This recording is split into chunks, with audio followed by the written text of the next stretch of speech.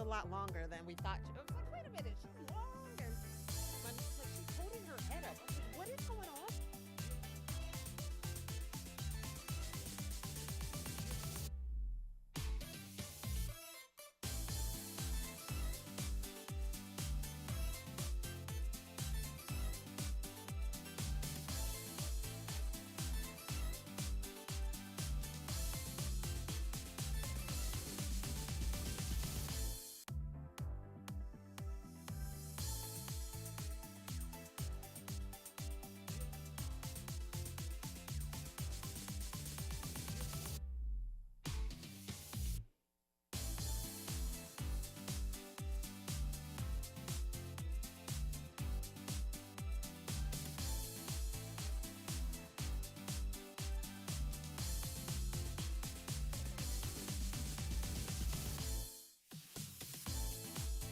Tacoma Park City Council is to order. Would the clerk please call the roll? Here. Councilmember Dvala, Present. Councilmember Schlegel, Here. Councilmember Gilbert, Here. Councilmember Honzak, Present. Councilmember Wesselek, we hope is on Zoom. Here. Excellent. Well, thank you all for your patience this evening. There's been a lot of activity today, so it just took us a few minutes to get settled in. So we are going to get started with today's agenda, and I will say there has been an amendment. So we will start this evening with a proclamation for in honor of March as Women's History Month. We'll then have a legislative update.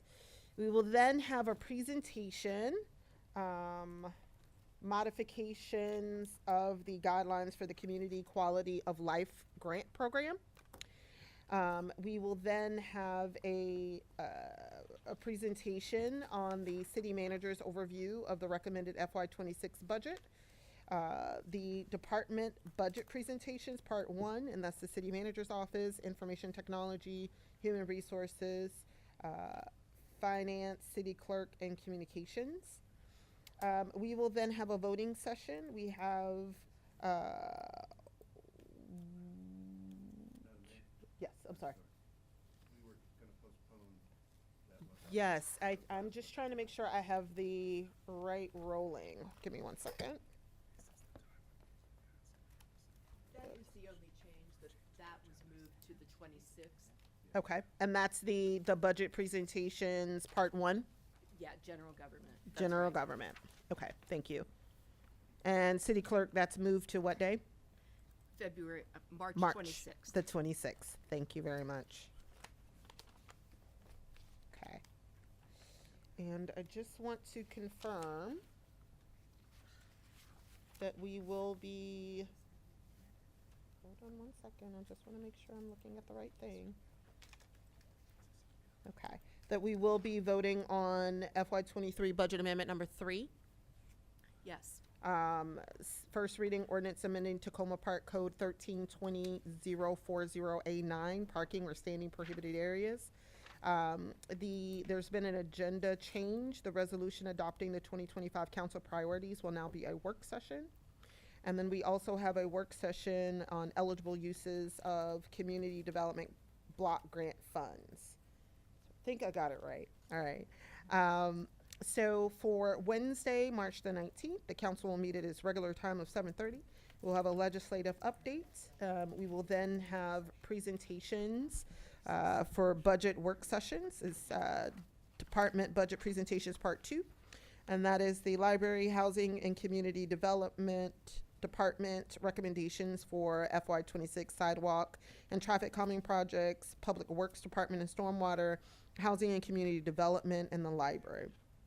We will have a voting session, and that's the second reading ordinance approving FY25 budget amendment number 3. Second reading ordinance amending Tacoma Park Code 132004A9, parking or standing in prohibited areas. Resolution repealing Resolution 2016-16 regarding eligible uses of community development block grant funds. And resolution revising the guidelines for community quality of life grant program. And tentatively, we will bring the resolutions adopting the 2025-2026 council priorities to a vote on March the 19th. On March the 26th, we will have our first public hearing on the FY26 budget, legislative update, a presentation on the quarterly financial report, FY25 second quarter. Presentations, again, we're continuing budget work sessions, department budget presentations part 3, recreation department, police department, department budget presentations part 1, city manager's office, information technology, human resources, ARPA, finance, city clerk, and communications. All right. And that will take us to April. So with that, we're going to move into our proclamation for this evening in honor of Women's History Month. Whereas women of every race, class, and ethnic background have made historic contributions to the growth and strength of our communities in countless recorded and unrecorded ways. And whereas in shattering glass ceilings, overcoming discrimination, harassment, and hardship, women have been bold and fearless, widening the circle of opportunities for women and girls and creating stronger, healthier communities. And whereas women have served as leaders in the forefront of every major progressive social change movement, not only in securing their own rights of suffrage and equal opportunity, but also in the abolitionist movement, the emancipation movement, and industrial labor movement, the civil rights movement, and other movements, which create a more fair and just society for all. And whereas women have served our country courageously in the military and were particularly important in the establishment of early charitable, philanthropic, and cultural institutions. And whereas women have served as teachers and mentors, playing a pivotal role in educating minds and inspiring transformative action, staring in the classrooms and spreading across society as a whole. And whereas this year's theme, Moving Forward Together, Women Educating and Inspiring Generations, celebrates the collective strength, equality, and influence of women, past and present, who have dedicated their lives to education, mentorship, and leadership, shaping the minds and futures of all generations. Now, therefore, I, Talisha Searcy, Mayor of the City of Tacoma Park, do hereby proclaim March 2025 as Women's History Month in the City of Tacoma Park, and I urge all residents to join me in this special observance, celebrating the contributions of women throughout history, especially during this time when the values of equity, diversity, and inclusion are being increasingly challenged. Thank you. And with that, we are going to move to our legislative update. Ann Seacott, our lobbyist in Annapolis, has joined us. How are you doing this evening, Ann? Doing just fine, I guess. I hope you all are well. There's a lot going on right now. So just to start off with where we are in session, we are just a few days now away from what's known as the crossover deadline. That is Monday, this coming Monday. It's the date by which House bills have to be in the Senate, Senate bills have to be in the House to avoid additional delay. So there is a mad rush all this week with voting sessions in committee and debates and voting on the House and Senate floors to get bills moved by the end of Monday. We know for certain the House will be meeting on Saturday as well.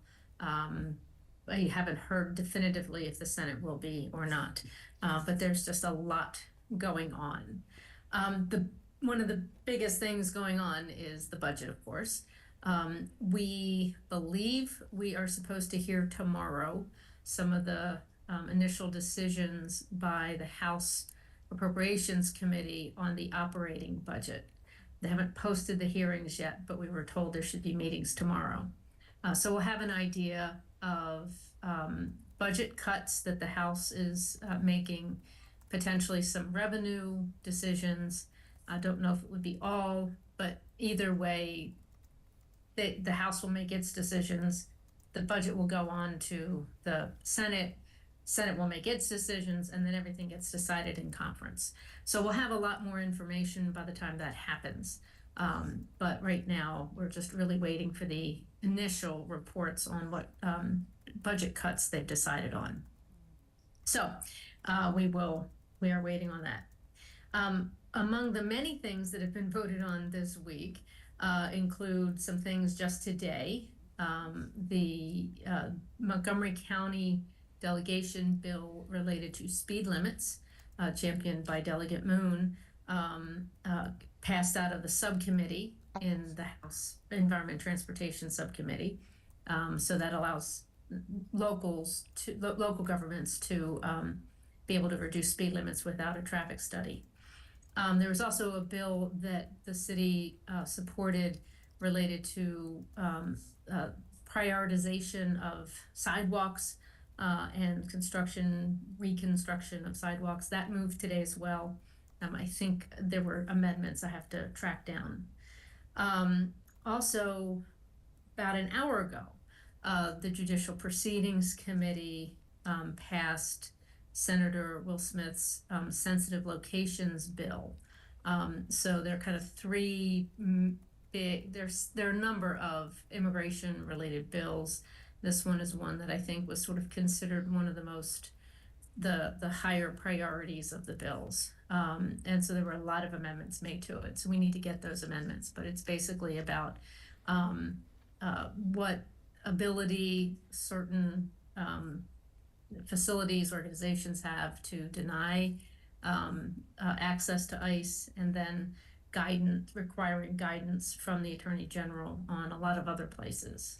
So it's information we certainly need to make sure we're aware of. One of the big environmental bills, the Renew Act, is moving. I think I reported last week about Eric's Law, ID for people with disabilities. And then something that's been in the news today and yesterday that isn't good news for the city of Tacoma Park is the good cause legislation. And certainly Mayor Searcy has been working hard on that as well. A lot of local elected officials are working on that, because the version that the Judicial Proceedings Committee wanted to put forth creates a preemption related to vacancy control that exists right now, specifically in Montgomery County as well as Prince George's County, and would basically mean that local governments would not be able to enact a good cause local law, not without changing their rent stabilization laws. So it's pretty much a no-go for the sponsors, including Delegate Wilkins. So we're not giving up totally. We're hoping that there could be enough pressure to make something move in these last couple of weeks, but it's not looking positive, is what I'll say. That's the news for this evening. That's a lot of highs and a couple of lows. As I might have chatted with you earlier, I heard that Good Cause was not the only housing bill that is a little bit in limbo. It sounds like there's quite a few other housing bills that are on the bubble as well. That is true. And because this happens every year, because things move slowly at the beginning of session. We're in a crunch time here right before crossover deadline, and they run out of time. And that's it's an annual event. Any questions for Ann? Okay. Councilmember DeBala? Thank you. Do we have a House side, I think it's House, hearing date yet for the deed restrictions bill? Not yet. Okay, thank you. Not yet. But that's not, unusual. things will pop up. At this time of session, after crossover, things pop up very quickly. We know the bill is going to the Environment Transportation Committee. So I was gonna reach out to one or two friends on that committee to find out if they think that this requires, an actual presence from, for example, someone from Tacoma Park, or if they feel like, no, we're good, we're just gonna do it. So I'll be letting you know about that. Excellent. And real quick about the restricted covenants, did MML withdraw officially their Yes, opposition? Okay, thank you. yes, they did, absolutely. Okay. Madam Mayor, Yes, Councilmember Landon. thank you. And any news on the food and beverage, local taxation legislation?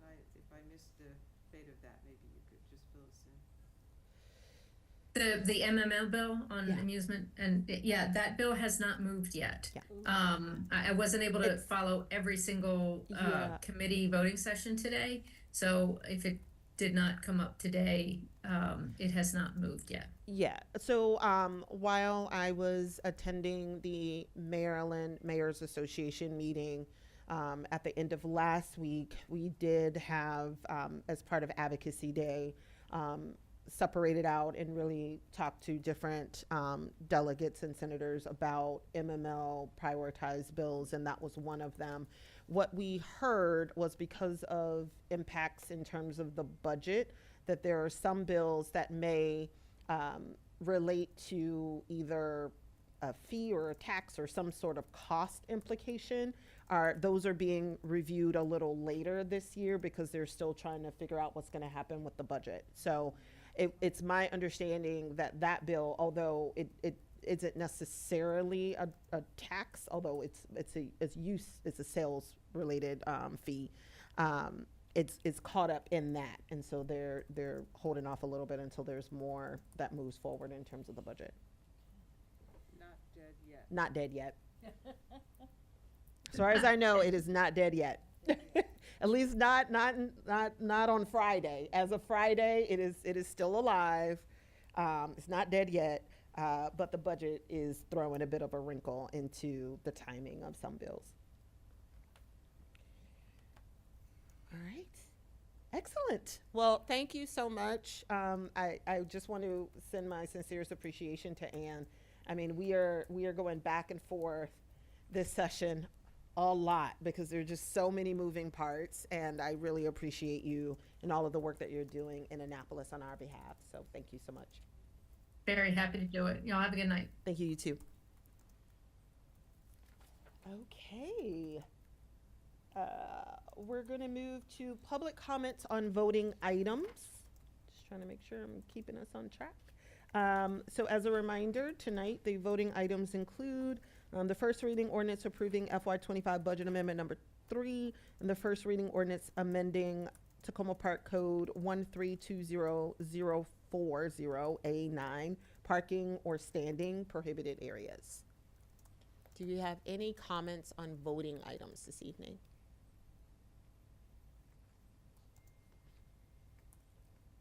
Okay. Do we have any virtual comments on voting items? No. Okay, excellent. We're going to move into general public comments. Come on down. You didn't have to go the long way around. Good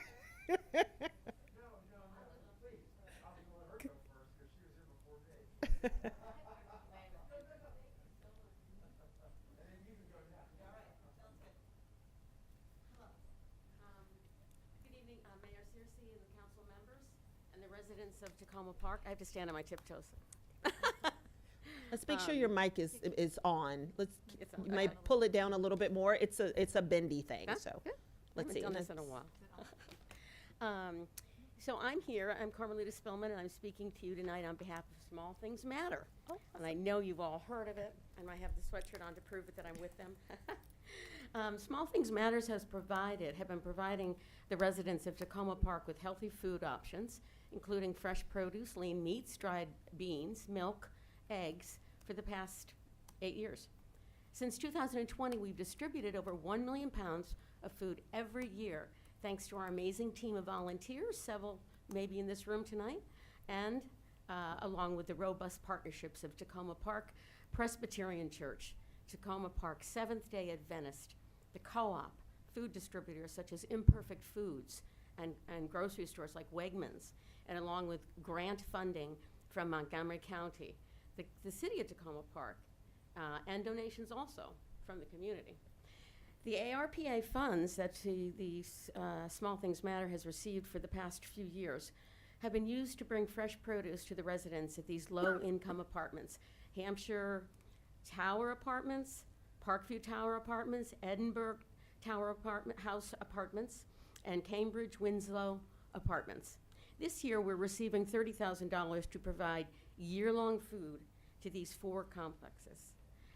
Using this funding of $312.50 for fresh produce and culturally appropriate foods are distributed twice a month at each of these 4 apartment buildings, using a grocery store shopping model where the residents choose the food that they are receiving, thereby reducing food waste, as well as providing residents with their respectful access to healthy foods. This amount of funding might not seem like a lot, but it fills a much-needed gap in the Tacoma Park community where accessing food is not always equitable. Due to problems with transportation and timing, distributions are occurring while people are at work, or appropriate with some residents having dietary food restrictions or food preferences in a vegan diet, for example. Small Things Matter distributes food using a variety of mechanisms to ensure an equitable distribution in Tacoma Park. Food is rescued 5 days a week from grocery stores and food distributors and is shared at the 4 Tacoma Park community pantries on Thursdays, Saturdays, and Sundays, as well as used to supplement the distributions and deliveries made by Small Things Matter with food purchased from grants from Montgomery County and Tacoma Park donations.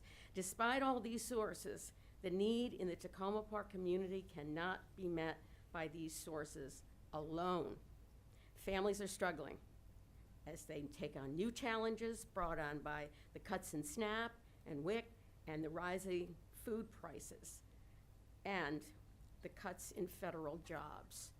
The funds provided by the ARPA funding fill a critical gap, and we ask that the City of Tacoma Park to consider including funding for Small Things Matter and other food providers in Tacoma Park in their budget to ensure that we can all work together to continue to help our neighbors in need. And thanks for letting me speak tonight. Thank you very much.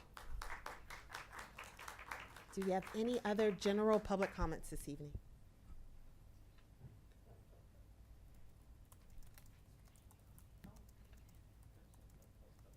Hello. Hi, my name is Megan Scribner, and I live on Willow Avenue in Ward 1. In reading the fiscal 25 budget amendment, I was struck by the words unforeseen operational needs and additional expenditures.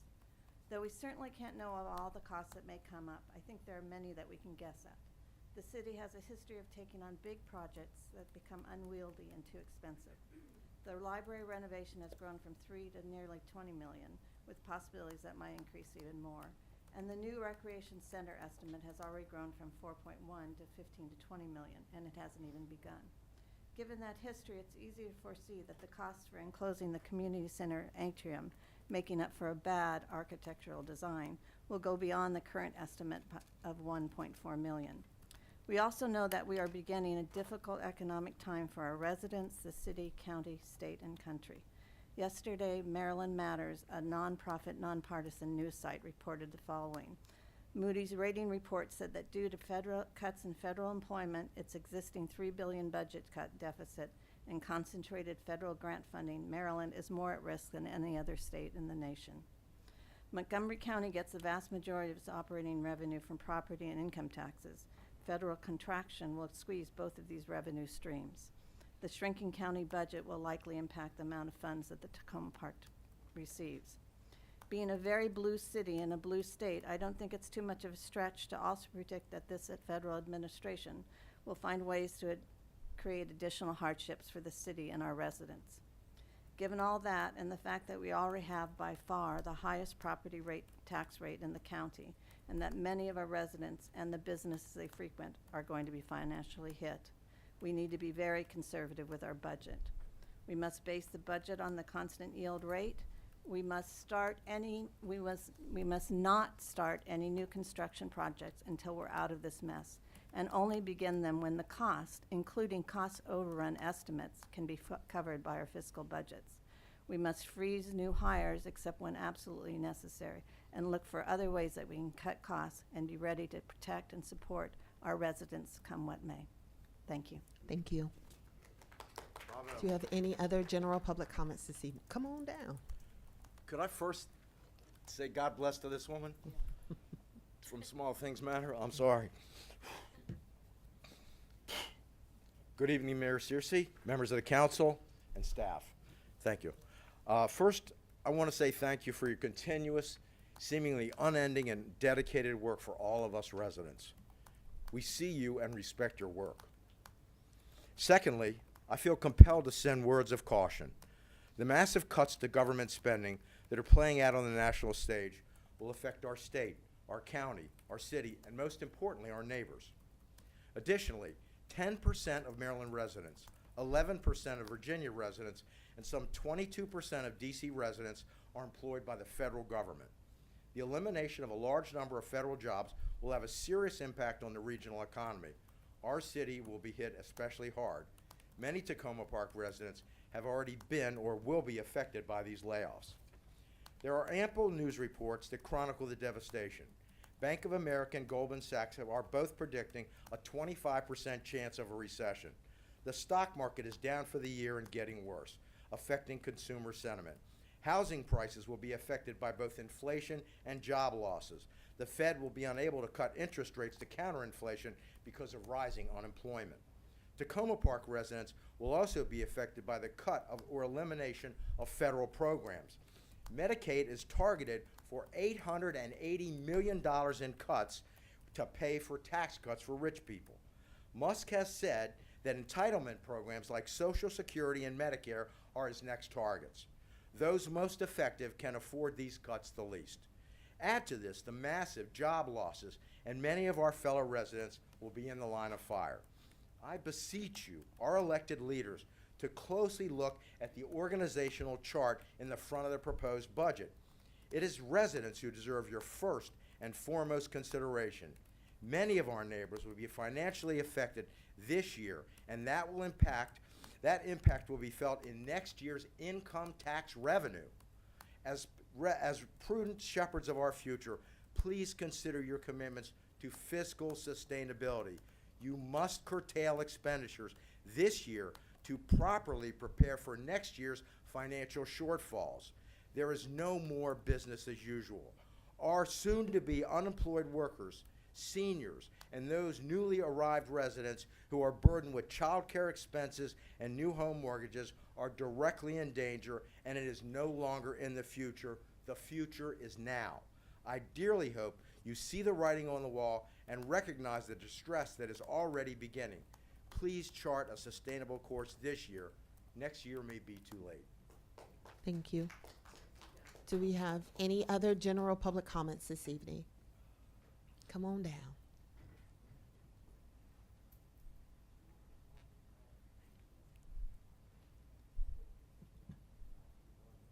Good evening. Dear council members, thank you for giving me this opportunity to present. My name is Fasika. I am representing the Ethiopian community residents in Tacoma Park and surrounding areas.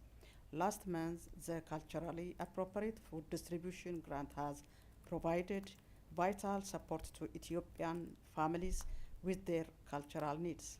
However, the demand remains high. A one-time grant is not enough to meet the ongoing needs of our community. My ask is expanding and sustaining the cultural appropriate food distribution grants access for our community, because it ensures all members of our community feel equal opportunities and supported. In addition, since February 9, 15 of us have been joining the group every Sunday for training and discussions on family wellness and digital literacy. This session have been invaluable, allowing us to share experience and strengthening our community. On behalf of Maple Tree Support Group and Cheer, I want to express thank you. Your leadership in continuing this grant will help Tacoma Park and surrounding areas remain a model for community-driven solution. Thank you again. Thank you. Do we have any other general public comments? Come on down. Just to add, thank you very much. My name is Gigi Mashesha. I'm an outreach specialist for CHEER. If you remember when we designed this project, it was a pilot project. It is a model. It's really a model because it targeted Ethiopians, Eritreans, Black African Americans, and the community at large, as well as those who came and concentrated in Tacoma and Silver Spring, the immigrants, the new migrants, those who cannot even survive. So it's really, you don't believe, if you read all the stories, the case stories, those who came because of the Tacoma area and the Silver Spring, the communities are there, and you know, it helped them to survive. You know, even the African Americans, you know, I invited them, but one of the recipient of the voucher has a surgery, leg surgery, and he couldn't come. But, you know, for me, I feel thank you for your support. And after we tried to recruit all those, I mean, it was difficult to bring, especially for Ethiopians, were culturally unique, traditionally, religiously, and isolated, and also the language barriers. And because of the strategy that we reached as CHEER, reaching out through their language, their culturally, reaching the food, so we're really cannot even control the number of people after the distribution of the voucher. And I urge you to continue to expand the program. And we also integrated the voucher program into another empowerment program with CHEER, with Maple Tree Support Group. And now they have group therapy, discussing about family wellness, everything, and they're very happy, and even they can add if they want. So I'm so happy, and thank you very much for your support. Thank you. Thank you. Do we have any other general public comments? Come on down.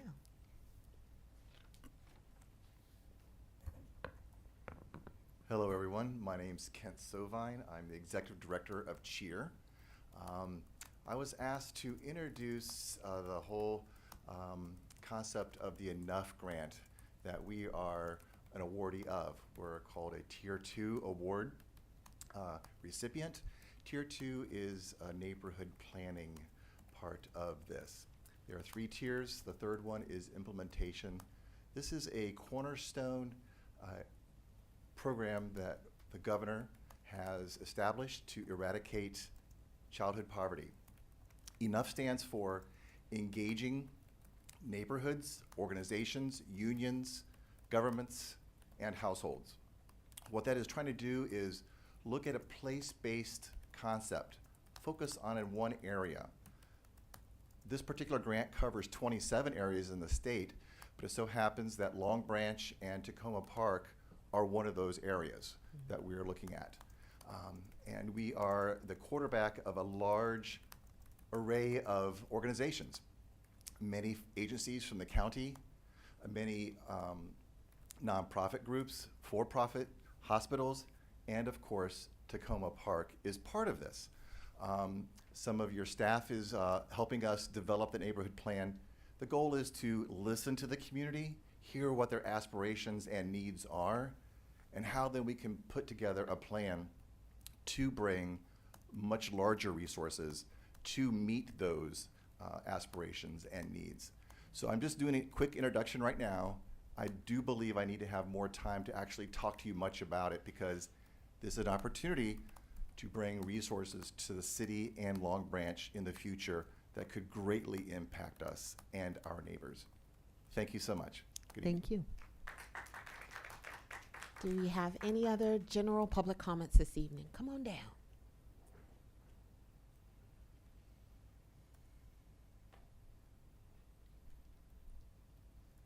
Hello, my name's Steve Silverman. My wife and I live a few blocks just up the street on Cedar Avenue. I know very little about the budget, but what I've read, I have to echo the comments I heard here. These are difficult times coming. Construction, what I've seen, the costs, the overruns are already just off the chart. What seems like frippery to me to do something with the atrium. We don't have $1 million to throw away on that. Anyway, I echo what was said here. I'm no expert, but this seems to me the wrong time and the wrong place to engage in those kinds of construction activities. Thank you very much.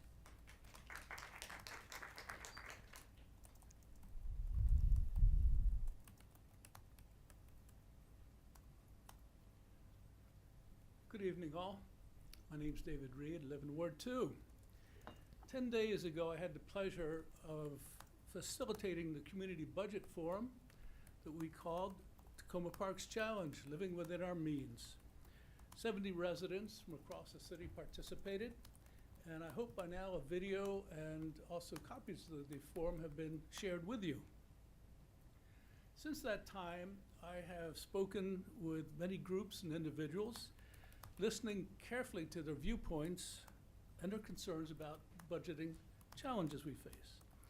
And if there is one message that I would like to share from those exchanges, it is the sense that residents, individually and collectively, are facing mounting financial insecurities. As regards national and state issues that we've heard this evening, people ask if they'll be able to weather what seem to be imminent financial shocks. And they ask if they'll be hurt by cuts in social services that they previously had taken for granted. At the local level, there's a sense of uncertainty, of more revenue may be taken from them, revenue that they could hardly afford to pay.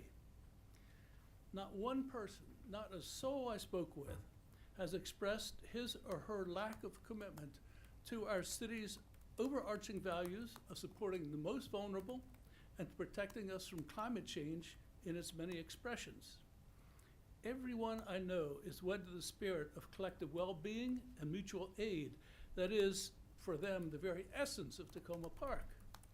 Yet, as you know, some residents are facing increased rents. Others now dread paying their taxes in light of significant increases in home values. Others still have been unceremoniously stripped of their employment with virtually no resources to fall back on. Some of my neighbors are actually wrestling with the possibility of having to sell their homes to seek employment in lower-cost communities. So, in that cloud of anticipation, many are watching how the council responds to these local budget challenges. Will taxes go up? Will more building projects be undertaken? Will more staff be hired? Will services be cut? These are the questions my neighbors are asking. And as I said to Mayor Searcy, and thank you very much for joining us last weekend, after the forum, the Community Budget Working Group, of which I am a member, is fully committed to working with all of you to engage our neighbors in a robust public discussion about the appropriate balance between taxes and services. We are fully committed to working with you to find ways to address our current financial challenges. Thank you.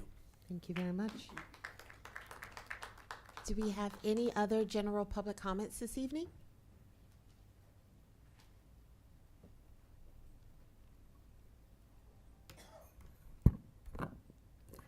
Colleen Cordes, Ward 1. Thank you for all that you're doing in this really difficult time. Really appreciate everything that the mayor and council members and staff, your leadership. Thank you for the good cause of before eviction work, your organizational work. Thank you, Mayor Searcy, for that. So I would echo what others are saying about, of course, this is a time when people are especially vulnerable, a lot of economic insecurity. And I appreciate that in the city manager, Desperto, your message about the budget, you do talk about not wanting to overburden the city's most vulnerable residents with another tax rate increase.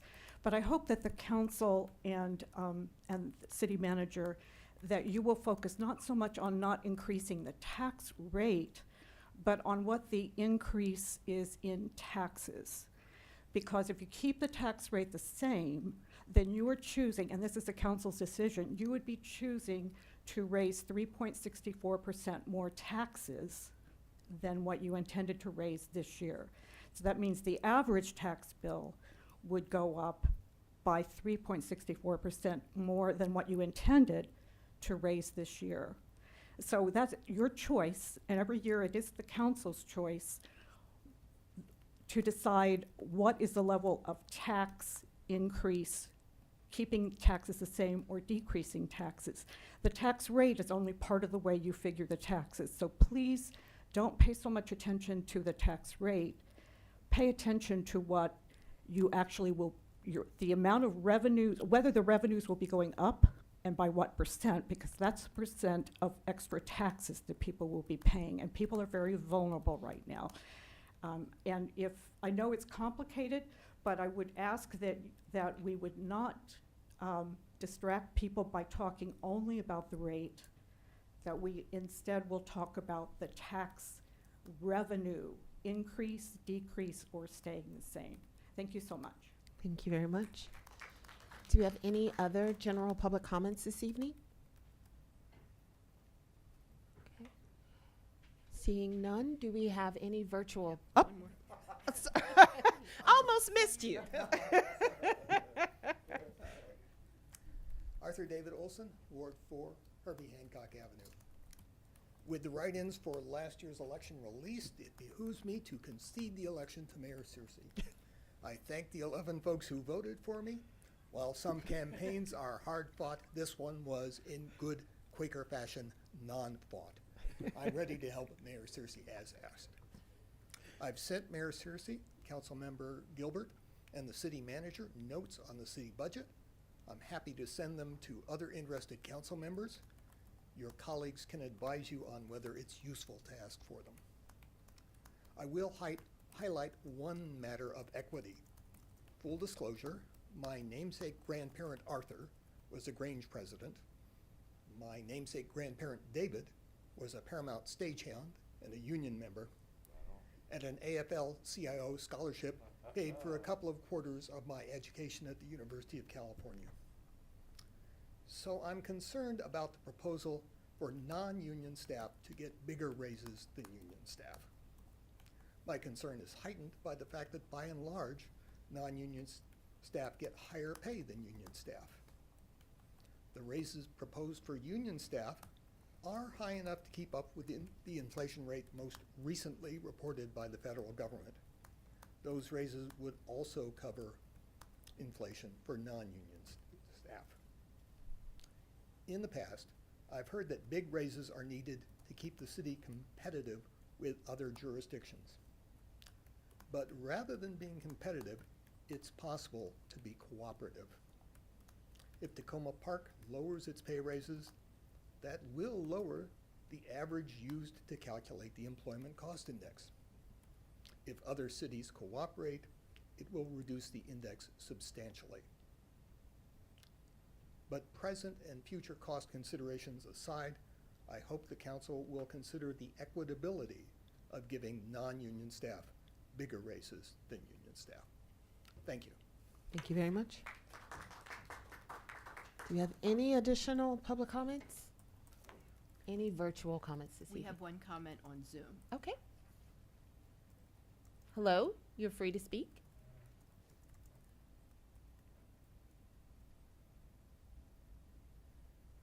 Hello, can everybody hear me? Yes, we can hear you, Lauren. Great, thank you so much to Mayor Searcy and council members. Normally I see you all in person at Crossroads Farmers Market, and so I appreciate the opportunity to join virtually. tonight. I join my colleagues from Small Things Matter and the Ethiopian Community Center in advocating for action combating food insecurity in our community.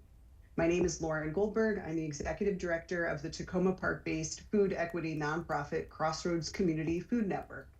I'm following up from an email sent to each of you from my colleague Janet Rumble, Crossroads Deputy Director, back in January. She wrote so eloquently that I wanted to reiterate some of the main points that she expressed. As we all know and has been discussed here tonight, the pandemic and its economic aftermath have significantly worsened food insecurity, amplifying the need for robust community support. According to the Capital Area Food Bank's 2024 Hunger Heat Map, food insecurity in Tacoma Park has reached alarming levels.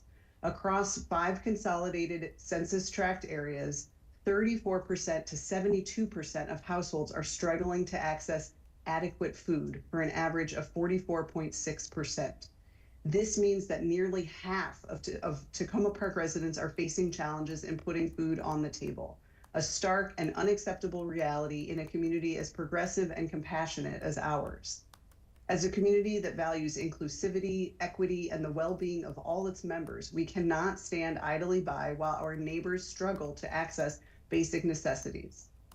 As the organization that operates Crossroads Farmers Market, we witness the impact of food insecurity firsthand every market day. The growing demand for Fresh Checks, our nutrition benefits matching program, clearly demonstrates the increasing need for affordable and accessible healthy food in Tacoma Park. The alarming rise in food insecurity demands immediate and sustained action. We strongly urge the City Council to make addressing this crisis a top priority. By expanding food access and tackling the root causes of poverty, we can build a more equitable and resilient community where every resident has reliable access to the nutritious food they need to lead healthy and thriving lives. Due to this incredibly important issue, we urge the City Council to broaden the Community Quality of Life Grant Program to flexibly address community needs, such as food insecurity, and we support the changes that the Grants Review Committee and City staff proposed in Exhibit A. We also support the staff recommendation that the City Council direct staff to draft a resolution to repeal the existing resolution that limits the use of CDBG funds to infrastructure improvements and allow for the full range of eligibility provided by CDBG itself. Thank you so much for your time and attention to this important matter. Thank you very much. Okay, we are going to move on to council comments. Do you have any council comments this evening? Just as a reminder, we don't have lights, so we're going to have to continue to use fingers. Councilmember Honzak? Okay. Can you hear me? Is my mic on? Yes. Okay. Good evening, everyone. It's delightful to see so many friendly faces and so many new faces all out in the audience tonight. So thank you to everybody for coming and speaking. I want to throw out a particular thanks to many friends from the organization CHEER, with whom I've had the pleasure to work over the years, and the new faces that are with us tonight. It's nice to meet you. I'm really inspired and motivated hearing all the comments about both culturally appropriate food and how that's reaching our community, as well as the different food distribution networks that are working on these issues, as well as the comments about the budget. You know, my own family has been impacted by the cuts. I can see it all around me at the Roanoke Food Distribution every day, and how things are changing rapidly as neighbors pass. We live in a very public-facing household. And it's just, the stories just keep pouring in. So I'm very mindful of how things are changing, and there's just a lot to consider as we move forward. And I welcome all the feedback and all the comments and analysis that people are doing. I'm sorry I was not able to attend the budget forum due to some household conflicts. I also want to throw out a thank you to our housing department in the city for supporting some urgent requests this week from some of my residents. I see Devin McNally sitting back there. Thank you for the support from your department. I also want to thank you for the support you gave to an event that we held at Essex House this week. It was extremely important to me and to the residents of the building. It's been a long time coming to have this event. and we hosted it in cooperation with our housing department as well as some community groups, including Meals on Wheels. Thank you to coming to our event, the Village, and the many, many different resource partners that came out to share their information, including from the city. We were able to share out information also about the rental insurance program, and I thought I might share with our city staff. And I'm sure that Mr. McNally has heard this by now, but one of the things people were disappointed by was that our cutoff, I guess, for the rental insurance program was 30% AMI, and a bunch of people said, oh, but I would really like to get access to that, but the building is actually 60% AMI, so we probably only have just a handful of folks in that building that might be able to take advantage of it. But nonetheless, it was a good and open conversation attended by some members from Enterprise. Also tonight I was able to attend the Stores Next Door event from Long Branch, and every year this event happens. I want folks to know about it. You could have gotten free dinner tonight from local businesses, from Mansakunda, Dynamic Choice Hair Salon was there, from Erie and Flower, Coma Coffee was there, and a bunch of other local restaurants and flower shops. And Washington Adventist University came as well to meet some of our local businesses and talk about the connectivity between their students and some of our local businesses. But I hope that if you haven't seen the flyers for the Long Branch events, that's one of our 3 business networks in the area. There's a whole suite of events coming up, including the Flower Avenue Block Party and Cinco de Mayo in the coming months. And if you'll allow me one more item, Mayor, is I also attended the Council of Governments meeting this week for the emergency group. They had an active shooter training, which I wasn't exactly sure what to expect. It was really quite interesting. I've never attended an active shooter training and thought I was going to learn what to do myself. But it was what to do myself as a council member and what we might do. So FEMA was there, Homeland Security was there. We had the DC chief of the fire department and the as well as of some of the police officers from around the region. And it was a very dynamic conversation about what any one of us would do if we were to face a mass-scale emergency event in one of our towns, and how it might affect the different regional partners around the area. And so I'm looking forward to talking to our emergency management and police chief about some of those issues and finding out what we have in place. Thank you. Thank you, Councilmember Honzak. Do you have any other council comments this evening? Okay, Councilmember DeBala?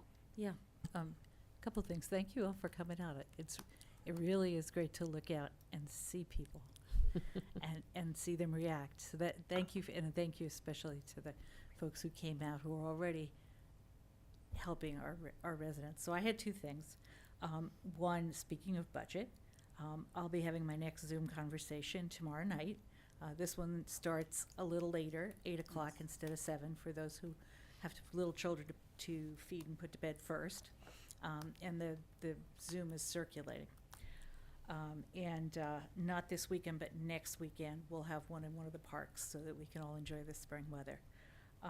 To the comments that we heard tonight about all of the impacts that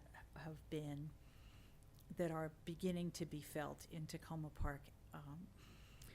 I spent the last few days with a group from the National League of Cities, 2,800 of our closest friends from local communities, most of whom are small, across the country, coming here for the express purpose of going up to Capitol Hill to talk to our congressional representatives. And I spent today going door to door. It felt a little bit sometimes like begging for money. Talking, because that's what I was doing. Talking about, but seriously, talking about all what you just shared, the impacts of what's going on residents here in Tacoma Park. And not just Tacoma Park, but Maryland, and not just Maryland, but across the country. So I'm very aware, having just listened not just to all of you, but to people from all over the country talking about this very similar things. I'm very aware of the difficult times that we're living in. And I just wanted to share that I have great faith in the representatives that we have representing us here in Maryland. It was delightful to see their interest in what we all had to say, including the one Republican congressional member that we have in Maryland, took the time to sit and listen to us. So, just want to let you know what I've been up to the last few days, and to thank you for pointing out what it looks like from where you all sit. That's it. Great, thank you so much. Councilmember Slagle. Thank you. I just wanted to thank Small Things Matter and the Ethiopian Community Center and Cheer for all the work you're doing, and I appreciate your raising the issue of food insecurity. This past fall, I actually was talking with a young resident at length about specifically nutrition and his interest in promoting nutrition in our community. So I really appreciate you coming out and advocating for that tonight. I wanted to acknowledge the comments from several residents this evening about the impacts of federal actions and vulnerability, and I'm sure that's on all of our minds. And I would echo the comment that from Mr. Reed, I believe, that I've not heard a single person say that they want to depart from our city values, but that I've heard many people express serious concerns about the impact of revenue raising on them and their households. Just a few updates. I try to put out an update weekly. Please, if you know anyone who would like to get that, it's Roger. It's Roger S. at TacomaParkMD.gov. And in particular, if you know folks on the left-hand side of Jackson as you go down the hill, that came into Ward 3 fairly recently. I just found out this week that folks hadn't been getting my updates on that. There was to be a residents meeting at Victory Tower tomorrow at 4 p.m. I just found out that's been canceled because the main elevator is out. So, I mean, I think that gets to the fact of the Victory Tower residents really needing some support and continued attention from the city, and it's been great to see that attention. So I will let people know if you're in Victory Tower when we'll be able to reschedule that. The crime moves around the neighborhoods, and I noticed this week there's a lot of property crime in Ward 3. But I mean, for everybody in the city, I was very appreciative of being able to have a briefing from the police department yesterday. City Manager Despirito was there, Deputy Chief Philippos and Chief Duvall. And just to reemphasize, always report, even if you have a small incident happen or something taken from your porch or out of your car, always report it to 301-270-1100 so that they can track the patterns. I think that's all I have for this time. Thank you. Great. Thank you very much. Councilmember Landman. Thank you, Mayor Searcy. First, let me thank the folks from Ward 1 who showed up tonight. I was really happy to hear from you, from Megan, from Colleen, from Steve, all of you. I want to crystallize the theme I heard from every speaker tonight, including the representatives from Cheer and the representative from the Small Things Matter and from Crossroads.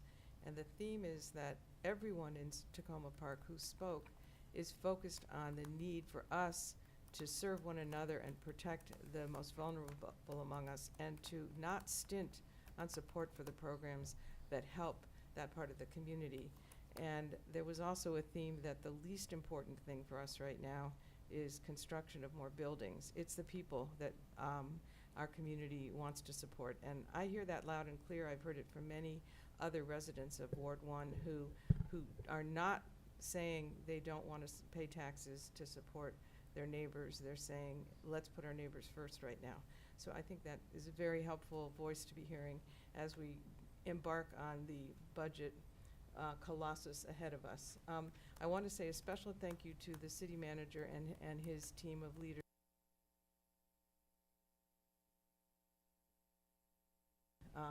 And it's a huge help to all of us as we try and make this work, to be able to share with one another and understand what's in the budget document. So I very much appreciate that. It lays bare some of the information that that some people have felt was being hidden, and I don't know if that's just how we use English or whether it really is just a change in spirit, but I very much appreciate it.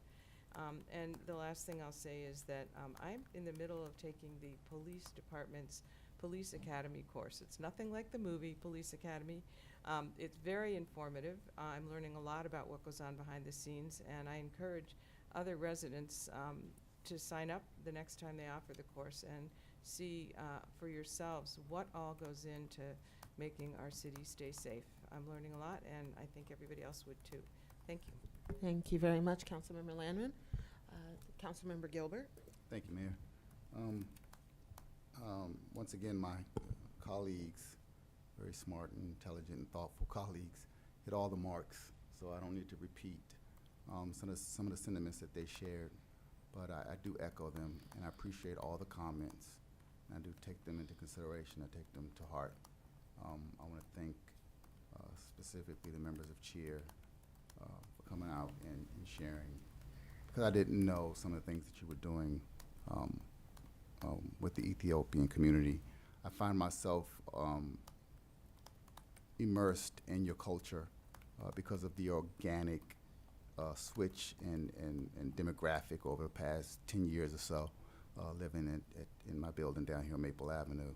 And I'm just loving it. I really am enjoying it. So I look forward to working with you and making sure that my people know things that you have going on. Also wanted to say a special thank you to the Recreation Department again. The Winter Basketball League has come to a close. I had a wonderful time with the kids. I think they had a good time as well. And I believe summer registration has began, so log on and take a look, and hopefully we'll get some kids out for the summer for basketball and have them real busy over the summer. Thank you. Thank you, Councilmember Gilbert. Councilmember Westlake.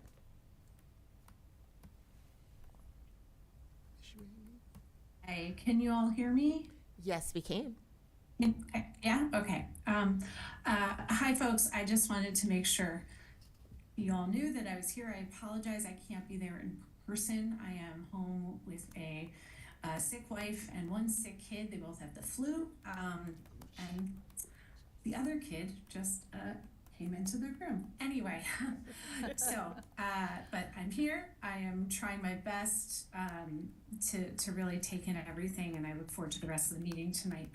And I just wanted to do, like my colleagues, to thank everyone there who spoke, and I too am taking in all of the comments, and making sure to keep those things in mind as we work through the budget and think about our future.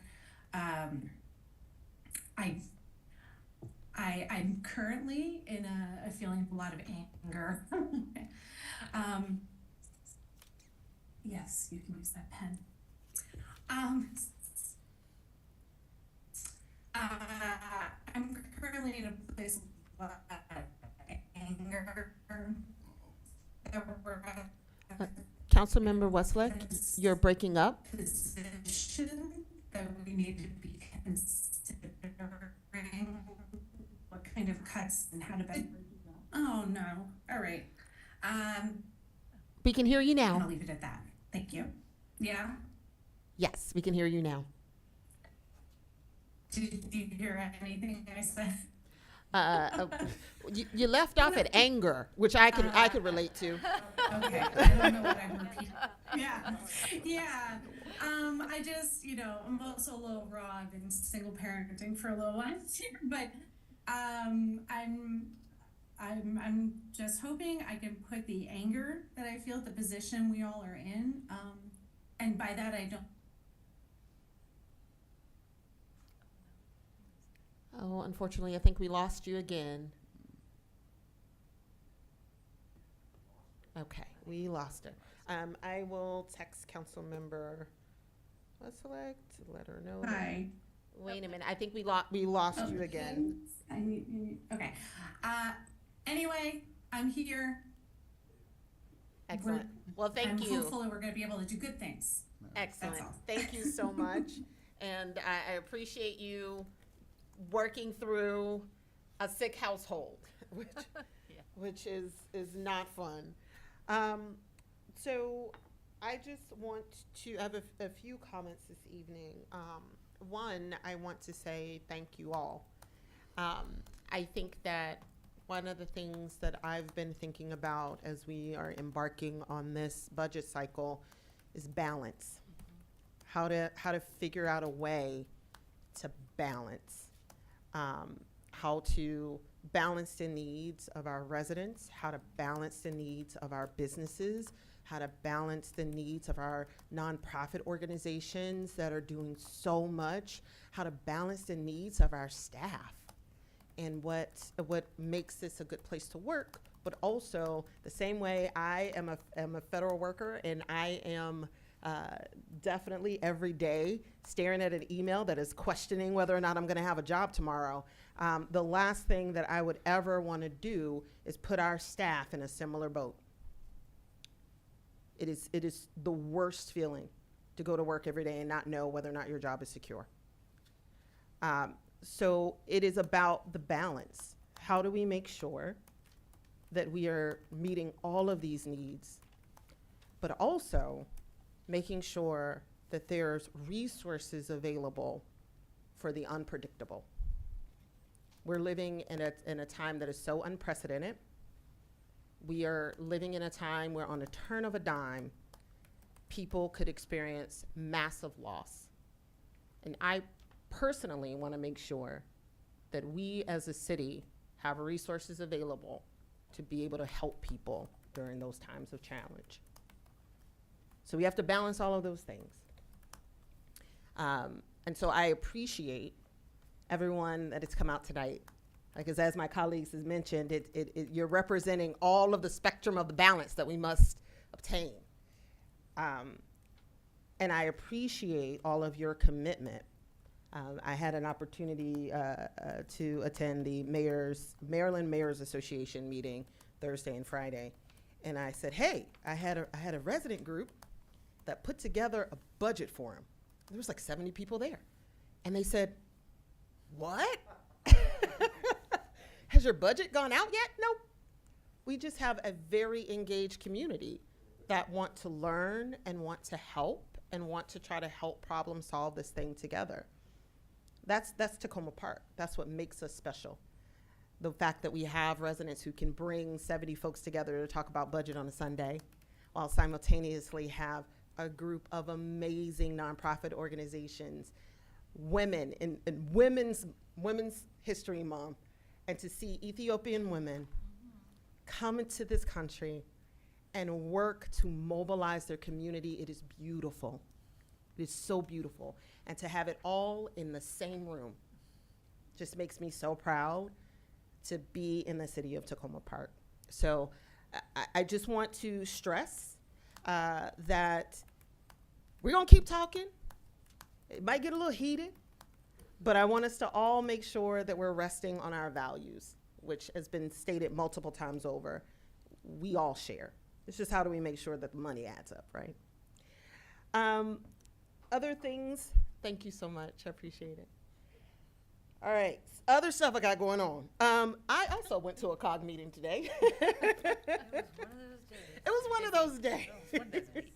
It's been a busy time. So we had the COG Board of Directors meeting. One of the things that was very special about this meeting was that we had an opportunity to recognize the regional response to the January 29th mid-air collision. And so there were public servants, police department, fire department, county staff from across DC, Maryland, Virginia, from our federal respondents that were all able to come out, and we were able to recognize them for the tremendous amount of work that they had to do to coordinate a response to the collision, the mid-air collision that took the lives of over 60 people over the Potomac on January the 29th. So it was, it was said today, you don't want to say you're proud because there was lives lost, but I am comforted in knowing that we have such a robust number of people across this region that can come together on a dime in an attempt to save lives. So was appreciative to be able to participate in that. We also covered changes in the federal workforce and the impacts on the region. So COG will be launching a new webpage featuring federal employment data and resources for impacted workers. Just as a reminder, the city of Tacoma Park has also pushed out a webpage of resources for our federal workers as well. We are continuing to work with our partners to identify additional resources, and our communications folks are working nonstop to make sure that we're keeping that information up to date to serve as a centralized spot for people in the community. In terms of other things, I think that is it. Oh, Eagle Scouts. No. Yes. Eagle Scouts is Sunday. So I am excited to be able to participate on Sunday in the Eagle Scout Court of Honor at the Tacoma Park Presbyterian Church on Sunday, and it is at 3:30, where we will have the opportunity to watch the Eagle Scouts be recognized, but also to recognize them as well from the city. So I am looking forward to that. I think I've gotten it all. If not, then there'll be more stuff to talk about later. With that, I'll turn things over to City Manager DeSpirito. Thank you, Madam. Thank you, Madam Mayor, members of council, and our guests home and here. I'll keep it very brief, given our lengthy agenda tonight. From the Recreation Department, save the date for the city's annual egg hunt. The egg hunt will be on Saturday, April 19th from 10 a.m. At the Ed Wilhelm Field behind Piney Branch Elementary School. The free event is always a great time for residents of all ages. There will be games, crafts, an egg hunt, and a special visit from the Easter Bunny. From the library, join Youth Services librarian Dave Burbank with a new monthly program called Alternative Games. Designers will debut games for playtesting, and we will have Dungeons and Dragons and similar role-playing games, and we will roll out a full card of tabletop games for folks to play and enjoy. The next session of Alternative Games will be held on Sunday, March 30th from 3 to 5 p.m. From the Housing and Community Development Department, the Old Town Business Association will be touching up the paint on the crosswalk of Laurel Avenue on March 20th. Southbound Laurel between Carroll Avenue and Eastern Avenue will be closed between 10 a.m. on March 20th and 7 a.m. on March 21st. We thank you for your patience as OTBA refreshes a symbol of our shared values. And come see Sticks and Bars, DC's first and only African-style youth marimba band dedicated to shining a light on South Africa's vibrant music and musical stylings of the African diaspora and diverse cultures worldwide. The concert will be held Friday, March 21st at 7:30 p.m. in the Community Center Auditorium. The concert is free and open to the public.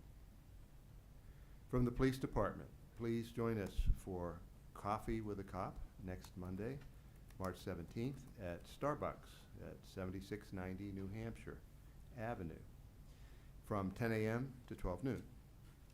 Connect with your local officers over a cup of joe. Let's build some bridges and strengthen our community.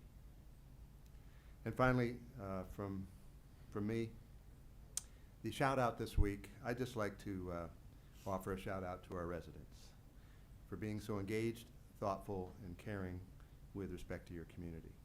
And that's been evidenced just this evening with respect to budget comments and others. Speaking for my staff and me, we very much appreciate and will consider all comments that are shared with us. And we thank you for that. That's my report. Thank you very much. Okay, we're going to move on to our first presentation for the evening, and that is modifications of the guidelines for the Community Quality of Life Grant Program.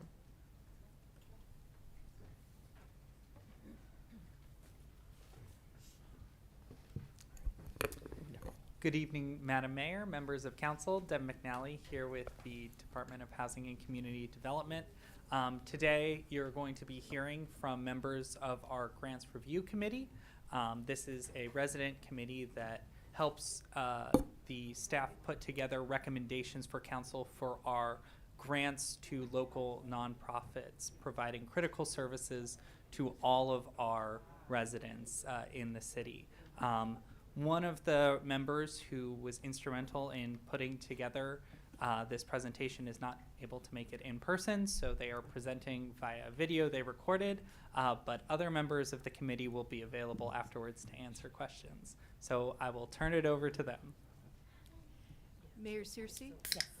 I know we're having some issues with monitors. Okay. If anyone cannot see, if your monitor is not working, you might want to come down. When the video starts, you might want to come down to the chairs. No, they have one. Do you want to share? Oh, is this Well, Kurt. Yeah, that's one that's not working. There's several. Kurt doesn't have one. It was working a second ago. Let's see. Do we need to take just a quick break? Did I kick something?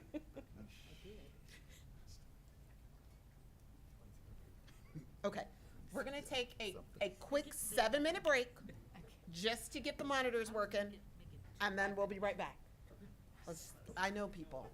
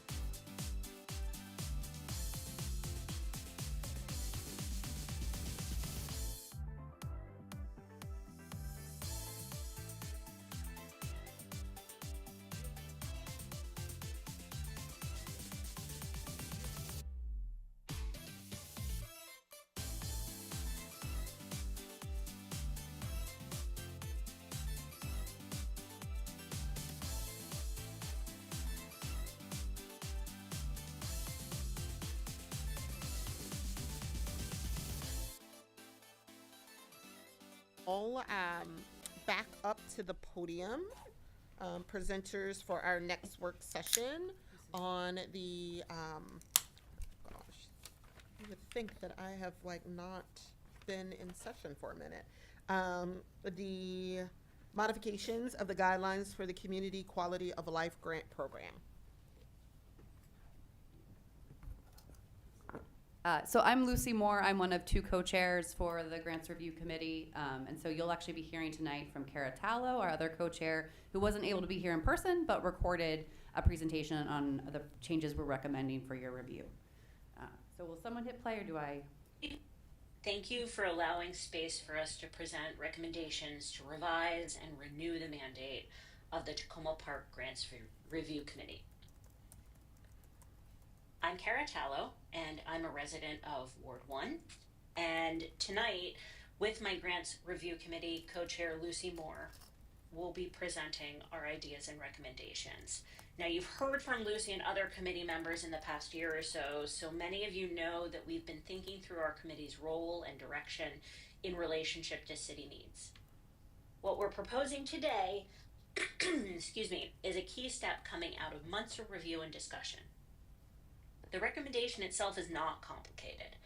We're simply asking for an overall streamlining, a simplification of our process so that we can better serve the evolving needs of Tacoma Park residents. So first I'm going to run you through a few slides to give you a sense of where we are now, how we'd like to evolve, and then Lucy will field any questions you might have. So let's get started. Back in 2016, the Tacoma Park City Council approved a resolution to focus community grants on quality of life, specifically through the advancement of arts and sciences.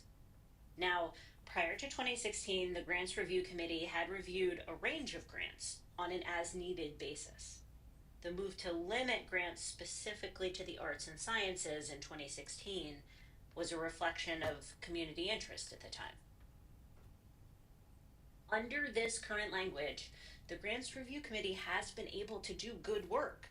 The specific focus on arts and sciences has been helpful in the sense that it's allowed the Grants Review Committee to support trusted community partners like the Dance Exchange, Create Arts Smart Kids program at Tacoma Park Elementary, and the Ethiopian Community Center.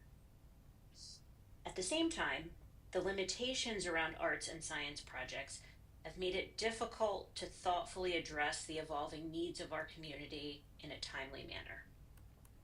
In the years since 2016, the committee has added workforce development as a secondary consideration beyond arts and science when writing the appeal for grant applications. This has been a semi-functional workaround, but still it fails to codify the flexibility that the Grants Review Committee requires in order to effectively respond to changing community needs. Okay, there's two other portions of the current resolution that undermine our ability to maximize our impact on the committee. One is the matching funds requirement. This language requires organizations that seek grant support to match any grant funding from the city with their own funds. This can unintentionally limit applicants to only the most well-funded or well-established organizations. Now, within this language, there's some flexibility. This requirement can sometimes be met with in-kind exchanges, volunteer hours, for example. But even those accommodations can strain organizations that aren't yet well-established. The third restriction we face under the current resolution is language that sets a defined minimum for resident service. Right now, at least 75% of the people served by any grant-funded program must be Tacoma Park residents.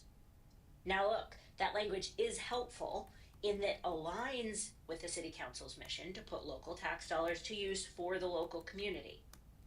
It also encourages programs that serve a broader community at a county or a state level to devote meaningful resources to Tacoma Park residents. However, the record keeping necessary to track these residency metrics can put an undue administrative burden on fledgling nonprofits. they can also discourage participation by those who are most at need in our community. People who may be concerned about the long-term security of adding their name and address to the list at a nonprofit.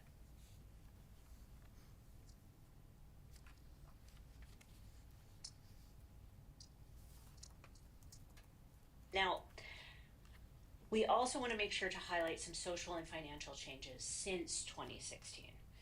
Most significantly, the COVID-19 pandemic and the subsequent economic recession, which hit those who were already struggling the hardest.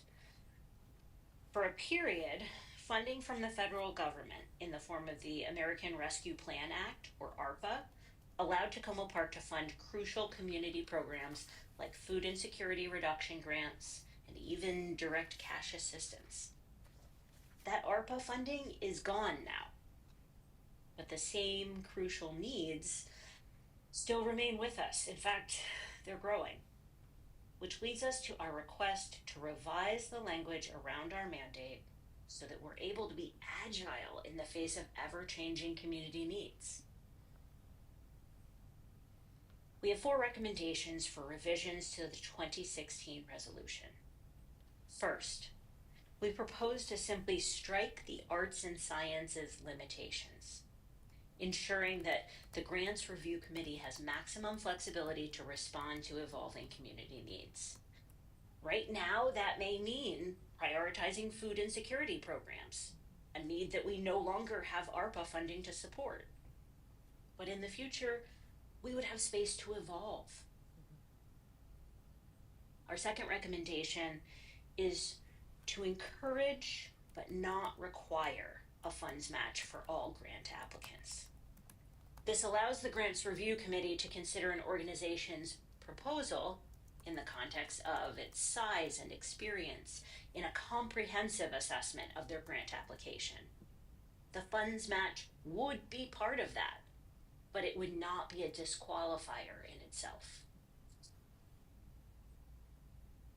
Our third recommendation is to remove the restrictive 75% requirement. Instead, allowing organizations to employ a variety of metrics beyond simply gathering addresses to demonstrate their impact on the greater Tacoma Park community. Our goal with this is to help keep essential services available to the most vulnerable populations.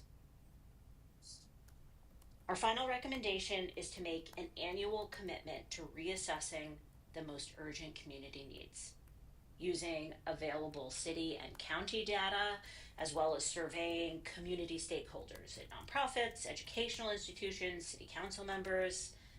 The goal would be to use this information to inform the appeal for grant applications in the subsequent year. So with these language revisions in mind that I've just gone over, addressing the needs beyond arts and sciences, loosening residency tracking restrictions, adding flexibility to funding match language, and committing to an annual review of community needs, this is what our timeline could look like for the current cycle. If our revised resolution is approved today, March 12th, we could release the request for grant applications next week in order to receive these back in April and then review the applications as a committee in May. In June, we would bring our recommendations here for council approval, and if approved, we'd be able to disperse the grant funds in July, which would be in time to fund programs that are planned around the school year. In the fall, we would then turn to assessing community data and surveying stakeholders in order to determine where support is most needed for 2026. Thank you again for making space for us tonight to present these recommendations. I hand it over now to my colleague Lucy Moore, who will be able to answer any questions that you might have. Thank you. Yeah, thank you all for being up for the change in format so that Kara could participate. Yes, well, it felt like she was here. So, and thank you so much for all of the work that the committee has been doing. I know one of the things that this council has been discussing is the importance of making sure that we have these opportunities to have our committees come back to us to offer recommendations that we can then act upon to improve the quality of the services and oversight of the aspects of city guidance that you all are overseeing. So this is just one example of how that works. I could kick us off with questions. I don't know if others have a question. There's aspects of this that make total sense to me, specifically as it relates to the match component, making sure that in-kind can be included. Also recognizing some of the challenges with the residency data collection, but wondered about other mechanisms, and it was mentioned a little bit during the presentation, other mechanisms that the committee is suggesting in terms of ensuring that the resources are being used. Because I understand the purpose of the residency requirement, even though I get how that could be a barrier in terms of a data collection perspective. But what are some other types of metrics or guidance that you all would be considering in order to ensure that a program not just has broader impact, but you're selecting those applicants that really can demonstrate a direct impact to the city? Yeah, so we spent a lot of time talking about this criteria in particular because I think there was a recognition that like we really do want to make sure this is serving this community in an impactful way. We also discussed the way in which like this community is not, there aren't walls around it. There's a lot of the services that you could very, I think, simply argue that there's positive impact when the services go in and then also beyond. One thing to note is that what we're recommending is the guidance we would like from you all, and then the applications can take it a step further. So there's opportunity for us, like every few years, I mean, we'll be looking at every year, but that we can change what that metric is. Because I think there is value to being clear to applicants what is it they're going to be asked to demonstrate. So I think the things we talked about are, there is, for programs that already have some way of knowing where folks are from, like schools, programs in schools, that's already built in. So where services are provided, I think is a pretty clear one. Descriptions of like, if it's where services are provided but without a residency component, I think just a description of the way in which they are communicating to the neighborhood around it. So what is their outreach strategy, which we already asked about, things like that. So I think it's just opening up room for a little bit more of a soft way of demonstrating and not being so heavily reliant on a specific count, which I think functionally is kind of how we operate anyway. Some of our applicants are more rigorous in tracking that. Others, I think, can infer, but, so in some ways we're saying, give us room to consider what questions make the most sense as we think about the focus of the grants over time. Yeah. Does that make sense? I know it's a little wishy-washy, but we've definitely given it a lot of thought, so I'm not surprised there's a question Yeah, I used to it. work in grants, so I get what you mean. Like, it's like, oh, it could be required or it could be optional, and then all they have to do is just kind of give you Right, a there's like blurb. a simplicity, but also Yeah. not, and yeah. The other piece is around just functionally, do we anticipate, given the adjustments or kind of the broadening of scope, that we may receive more applicants for these limited resources? And is there kind of a thought that we would likely have to deal with that as the kind of counter? Loosening things up might mean you just get more people that's just out there applying. Yeah, and our interest is not to waste people's time by saying, oh, we're casting this broad net, but our resources are the same. I think our thinking was that the way we functioned with this roll-in of the secondary consideration around workforce, we also, one thing we didn't mention, we rolled in some language around racial equity, which is not like counter to arts and sciences, but we've layered a lot in, and I think it's already started to make what we're asking applicants to talk about a little scattered, that reflects some changes of interest without being able to just say that.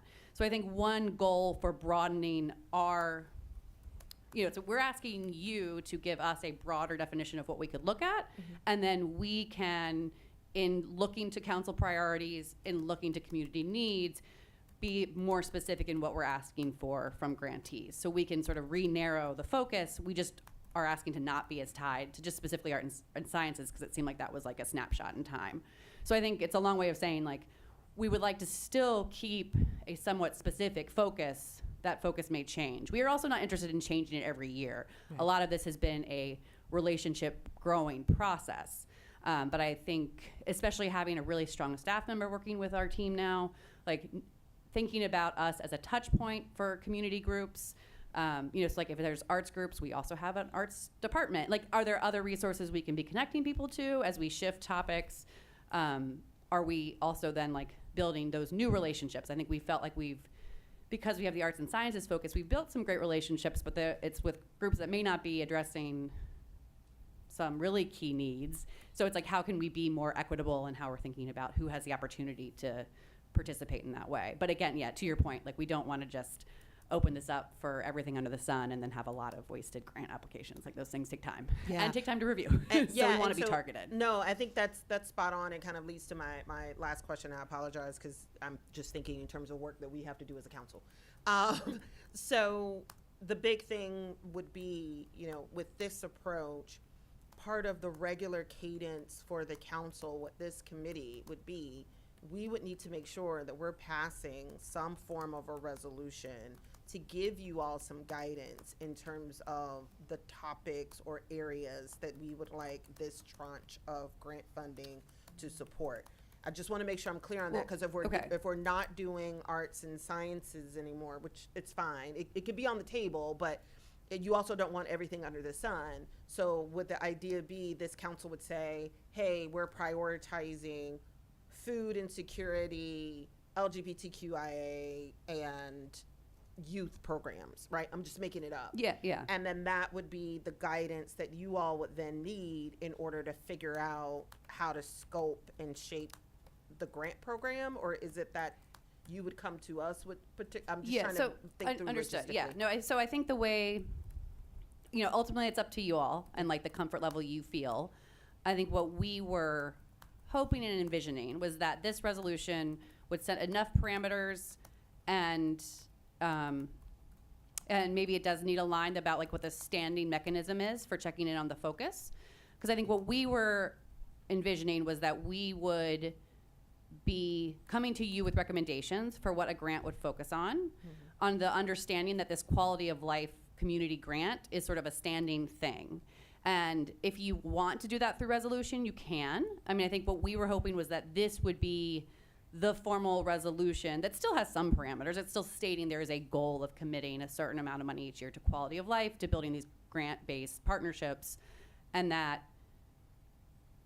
just like we come to you to recommend grants, we would be coming to you to recommend a focus, and our guidance for that focus would be looking to the council priorities as those evolve, and that I know is in there, and then also looking to the community groups, to organizations that are putting out information on needs in the community. So it would be, so I think we were thinking it was that we would look to you as a body through your council priorities. Now, if there's a better or different way to do that, we're totally open to it. We want to know what works on your end, but I think we'd prefer to avoid like a resolution cycle just because that feels like a bigger lift than maybe a focus is needed, but that's, that is very much on you all for where your comfort level is. Yeah, and I think that one of the things that I just have to do a little bit of homework on, because I believe the arts and sciences focus, I believe might have been something that was in an old resolution somewhere. So this is replacing. Yeah. So yes. So this would be to supersede that. That would be the reason why I'm trying to make sure that it's clarity around the approach that this council needs to take in order to solidify the decision, and whether or not this approach is something we want to make sure that it's not just we're being beholden to, but we may want to make sure that we solidify it for future councils as well. Yes.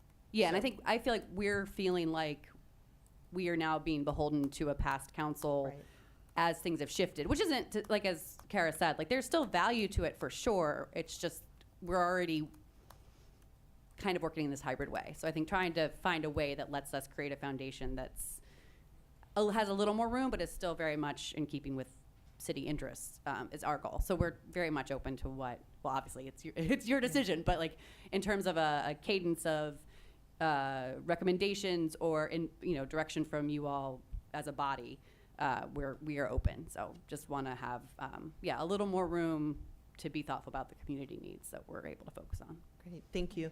I'm sorry, I think Councilmember Landman, did you still have a question? Okay. This should be brief. One of the things you did not mention, wanted to see more flexibility for, is the requirement that applicants be a 501c3 or 501c6. And that strikes me as something that for really small organizations might be a significant barrier. So I'm curious as to why that wasn't on your list and whether you think that would be risky or whether it should be on the list for revising. Yeah, actually, that was definitely a point we discussed quite a bit. I'm actually a little surprised we didn't land with it struck on the list, and I'm not trying to undermine our group. It's been a process. Do you have Patty? Patty's the one who manages this stuff. What we allow for when there are brand new organizations that haven't gotten that far yet, we have them work with a fiscal sponsor who has a 501c3 or a 501c6, so that they have another organization that can help them through that whole process. So it's not just asking. So it's not for individuals, it's for organizations, but if they're still new, they can get a fiscal sponsor. So a lot of, like, for instance, Cheers had that for a lot of organizations in the past. Councilmember Schlegel? Thank you. So this is related to the thing about the needs assessment, essentially, that would happen in the fall. And the first thing is in the revised resolution language for section 2, it still says just the community quality of life grant program shall be reviewed periodically. And I was kind of excited about, when I flip over the page, this more focused idea of review the program annually to ensure alignment with evolving community needs and council priorities. And so I wondered to my colleagues whether that might be something that we actually want to codify in the resolution itself. But to that point, and very briefly, like, that's very exciting to me, the idea of a fall assessment of community needs. And my interest would be that somehow all the aspects of this government were able to get on board with some process for saying, what is our assessment of community needs this year? So that we were able, especially in these times of scarcity, so that we're able to really be smart across departments, across initiatives, even across partnerships with community organizations, in all agreeing these are the needs we've diagnosed this year. So it's kind of a question as to who would do this assessment of community needs, and is it something that we would ask others to be involved in? Yeah, Mayor, with permission, can I supplement that? My understanding was that the fall exercise was not a formal community needs assessment. And so maybe you could start by clarifying what you meant by the annual review. Right. So, Thank you. We do not have capacity for a formal community needs assessment. What we would propose doing is look to the partners that we're already working with and the networks that particularly Patty has been keeping us in contact with, but also members of our committee, to hear from them how have things changed over the year. Looking to other entities that are already collecting data. So like for food insecurity, there are not numbers that I've been able to find or our committee's been able to find specific to Tacoma Park.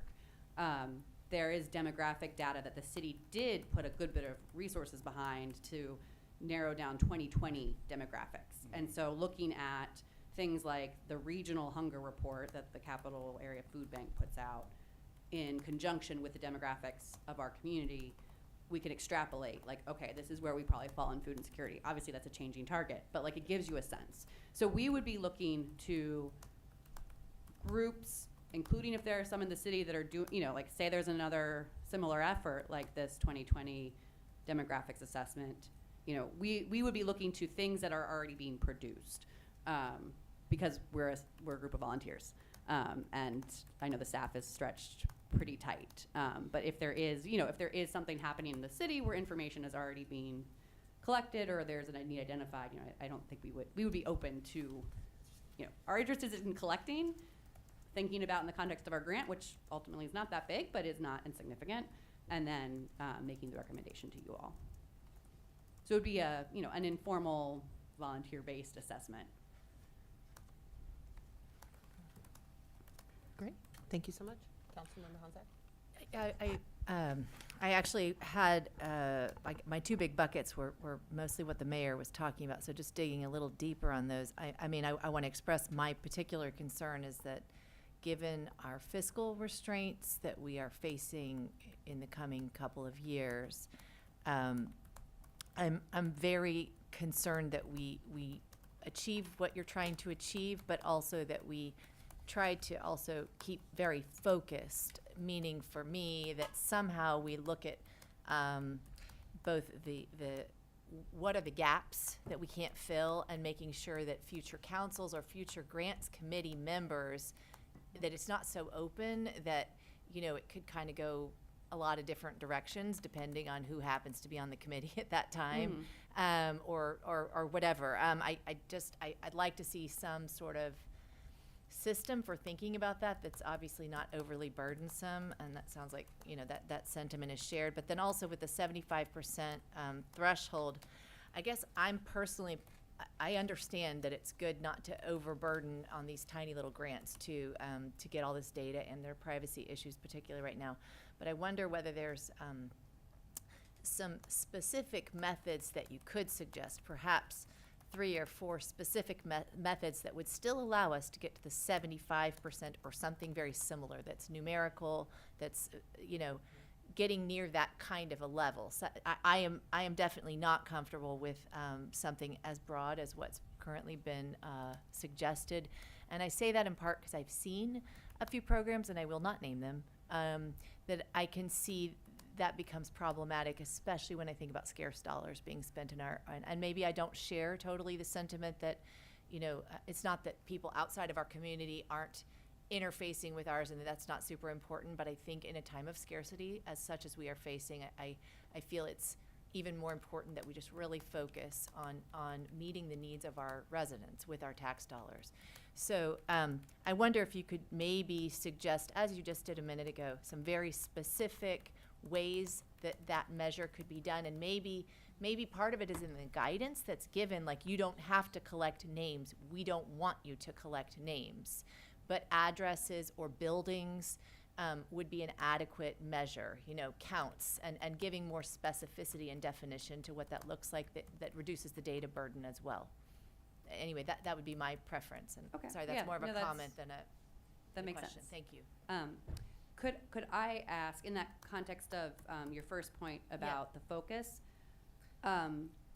does the idea of looking to council priorities as a starting point for evolving change, does that resonate, or does that end up being so wide that you're not thinking It's very Okay. broad. It's too broad. It's keeping in mind that the council priorities really are trying to establish our vision for all aspects of the city over the course of 2 years, which there are certain aspects of the council priorities that speak to what this type of grant program might support. So aspects of, and I saw the citation of the livable community for all. So like a community of belonging, right? Security and safety and belonging. That could be, some aspects of that could be there.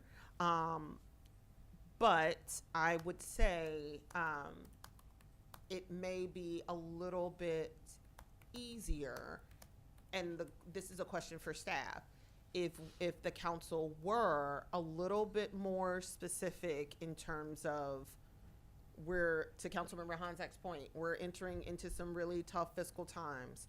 We know we need food. We know that, youth may be an issue. We know that our immigrant population who may be facing, possible deportation is a target demographic that we want to make sure that we're able to devote resources to.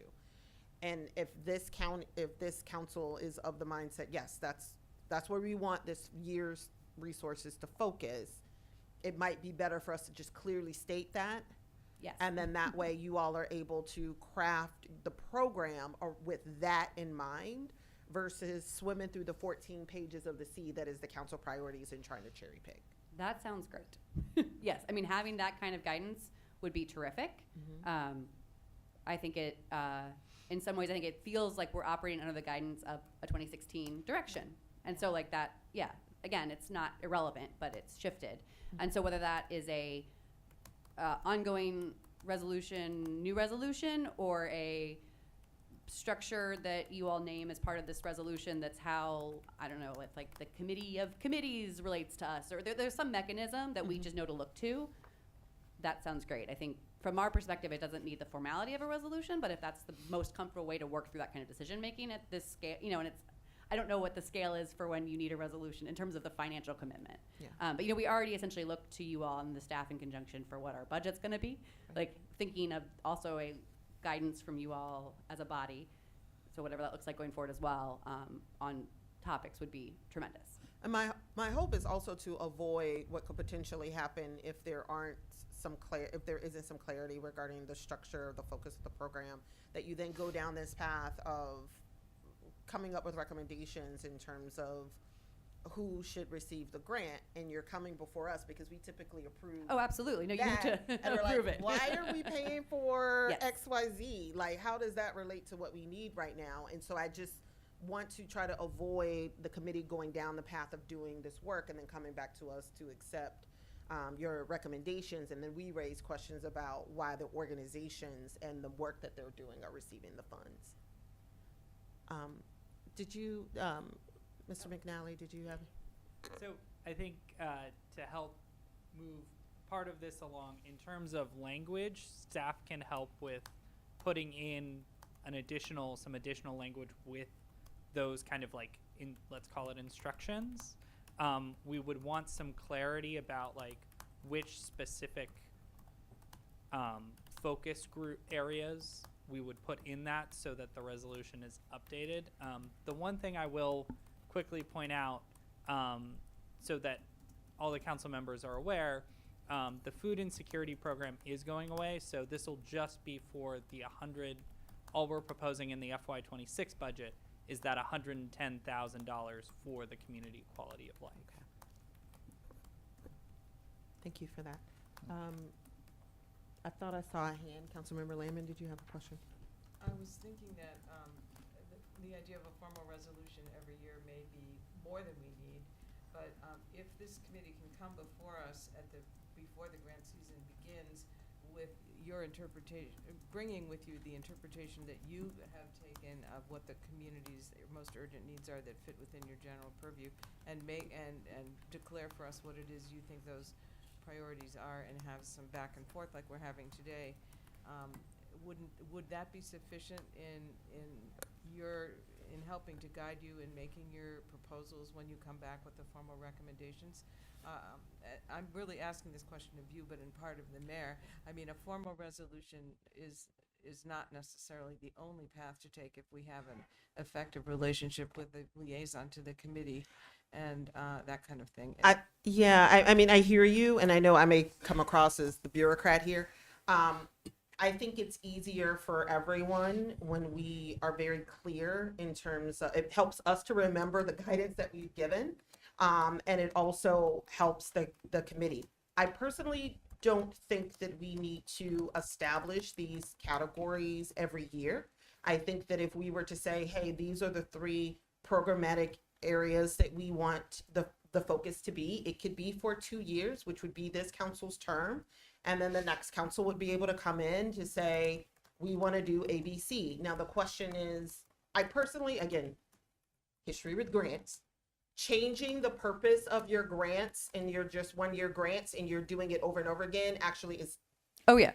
No, I get it. It's not the way to do a grant, right? Like, because sometimes you may want to keep a program for a couple of years kind of with the same framework in order to also assess the extent to which certain aspects of it is working or not.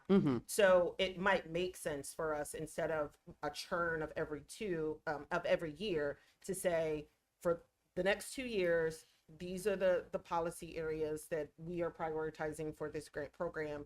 You all are free to move about the building to issue the grant for this year, and then if funding allows, do it again the next year, and then the next council would be able to come along and be able to do the same. That would eliminate a lot of the back and forth as well. I think it just will simplify things. Yeah, on our end, I think that makes a lot of sense. I will say, I've been on this committee for a couple years now, and only recently really knew there was a resolution defining what we did. Like I mean, granted, I started while there was some turnover in staff and membership, so it's I'm not trying to point fingers at anyone, but it was like, this was, it basically was introduced to me as like, here's the grant we do. It's arts and sciences. Here we go. Ba, ba, ba, ba, ba. So there is certainly a value in terms of sort of institutional knowledge growing, and I think experience just as a citizen member of a committee to like participate in a resolution process. I think if it's something is happening, we know is happening, like I just don't want it to be something where it's a ordeal for the sake of it, but I think a regular check, like, and if it's and you all have the experience with the resolution. I mean, this is a valuable conversation, so I'm glad we're having it. I think that makes perfect sense, and I think would be really valuable to a future version of our committee, just knowing we're all sort of interested volunteers, but come with a range of different knowledge bases, familiarity with local government. It is helpful to have mechanisms that tie us in, because currently it's basically been the budget. And so it'll be nice to have one that's about substance, not just kind of like, oh wait, don't forget us, like make sure we're in there. So I think that sounds super valuable, whatever specific track that takes. And can I just make sure that I get a quick hand vote on a desire to establish our priority, the funding policy areas of focus for this grant program for 2 years instead of the one? Are there definitely? Do we? How many would be in support of that? I want to make sure that I'm able to give.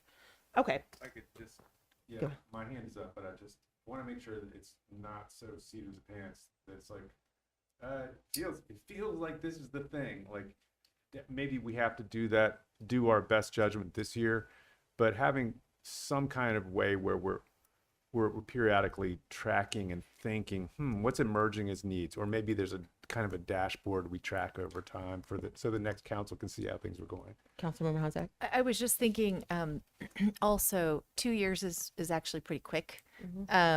And 2 years means that you're making this decision within 2 months if you're a new council member of becoming a new council member.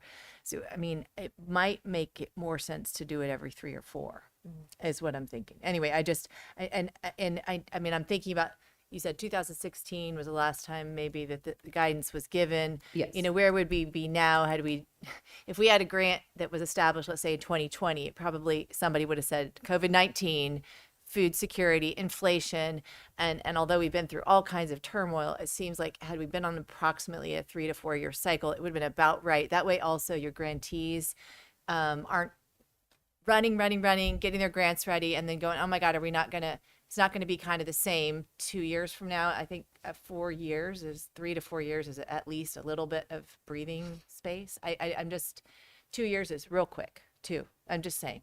It's definitely better than 1, but yeah. For what that's worth. So seems like folks were open to 2. Just quick hands in terms of 3. Okay. All right.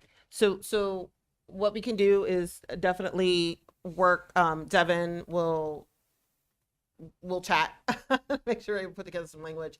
And then make sure that at a minimum we allow for a 2 year. Maybe we can put some language in there that if the council that's sitting decides that it doesn't want to, with the discretion of the council, 2 years with the discretion of the council to modify after 2. We could figure out the legal gobbledygook that would allow. That's true. Yeah, 2 and renew. 2 and renew, and we could figure out some way to put it in there so it allows for the council, if they don't touch it, it stands. If they decide to go back and modify it, they can.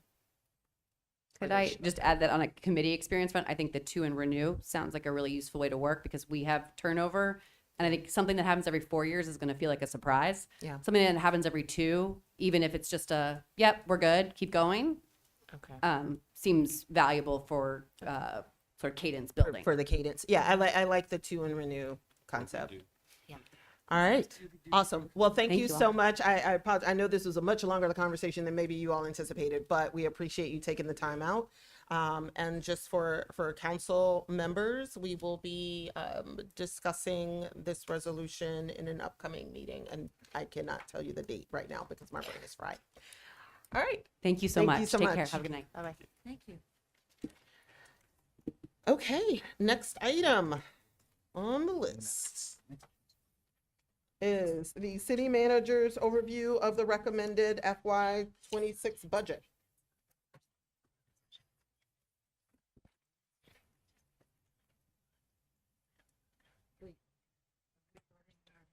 Nope, we have two presentations before we get to the voting session. Okay.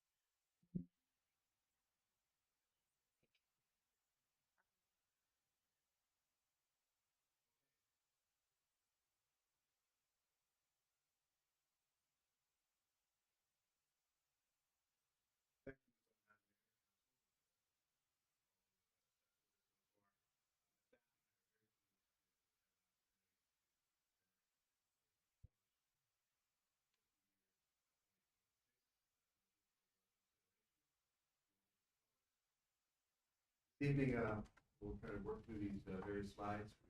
We worked hard to try to bring some summary, some focus, some of the important things that I think are contained in this proposal. We'll be going through an overview. We'll be talking about transitions and challenges, council budget priorities, how those tie in, proposed budget highlights that we can illustrate.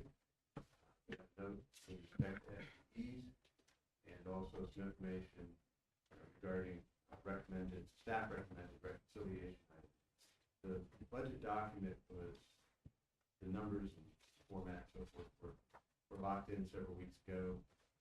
This budget was posted on Wednesday, March 5th, and there have been some adjustments and some things that I will note as I go along the way that differ from what was published online, and that will be contained in this presentation for your consideration. And then finally, for the public's benefit, in particular, the upcoming budget calendar for the rest of the budget development period. We've chosen to name this year's effort Charting the Course to a Sustainable Future. And that includes the elements of accurately accounting for and forecasting a balanced budget. We are required, and we in fact do produce a balanced budget, mayor and council approve a balanced budget each year. Strategically leveraging diverse revenue sources in a post-ARPA landscape.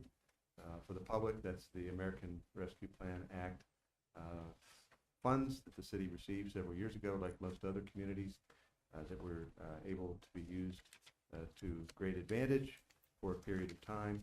But per the Treasury's regulations, those had to be committed by the end of last calendar year and must be spent in the coming year. So we're going to talk about how we begin to transition more away from the infusion of resource that we had with ARPA, and basically to continue to advocate for additional sustainability measures. And we'll discuss a little bit of that in some more detail. I'd just like to begin with a little bit of appreciation for the mayor and council and your guidance to date. That includes resolutions that the prior mayor and council and the current mayor and council have considered with respect to the budget, and other input and feedback that you've provided to staff. All of that was very helpful. I'd also like internally to recognize my finance team, Susan Chung, our finance director, leading the effort, Ron Kowali, who's the budget and accounting manager. Also like to acknowledge Ryan Kelly, our communications director. He was instrumental in helping us get materials posted and also formatted, and also including the design of the cover.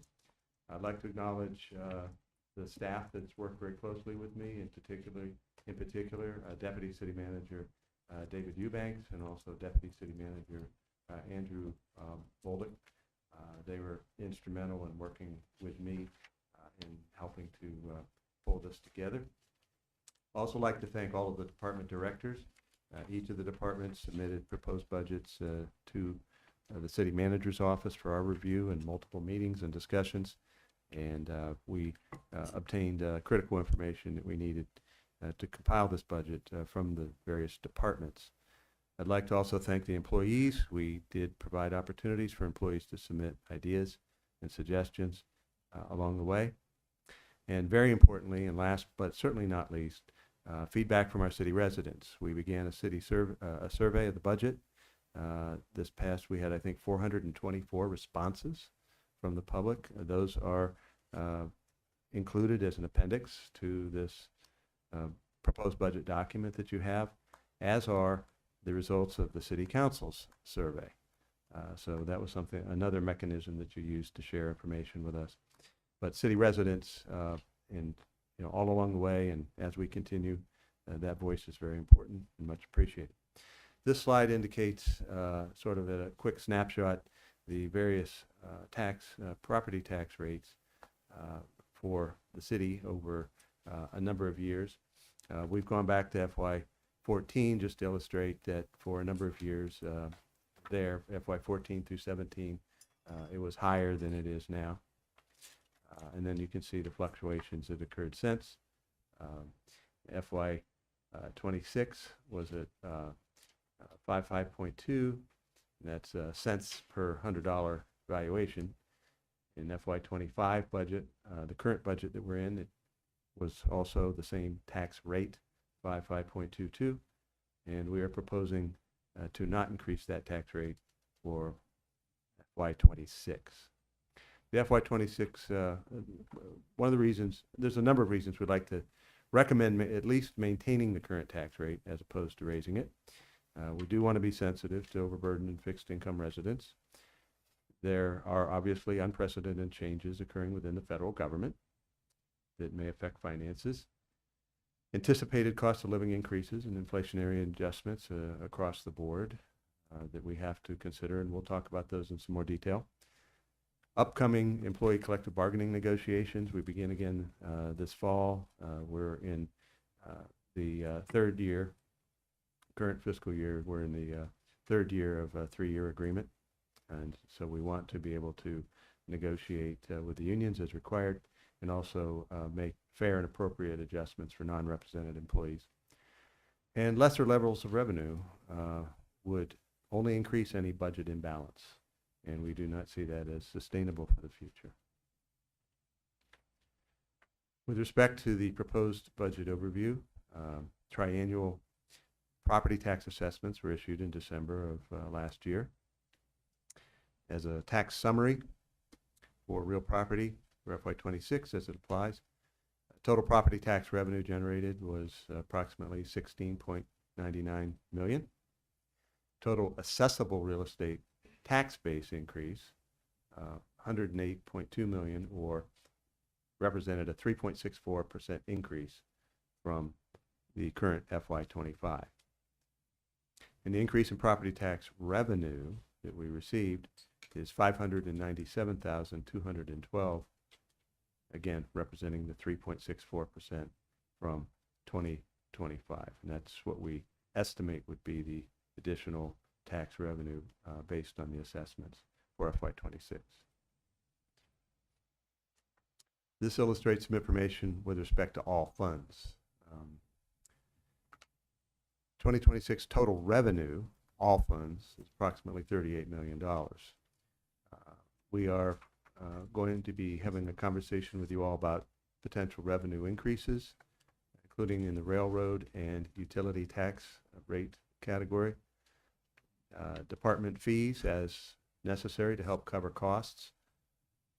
Stormwater fee increase in order to do additional projects and try to fulfill the vision of the community towards stormwater management. Red light camera citation revenue, in particular with the speed camera program being decommissioned next year. The red light camera is on board, and we'll be talking about those revenues going forward. And tax duplication.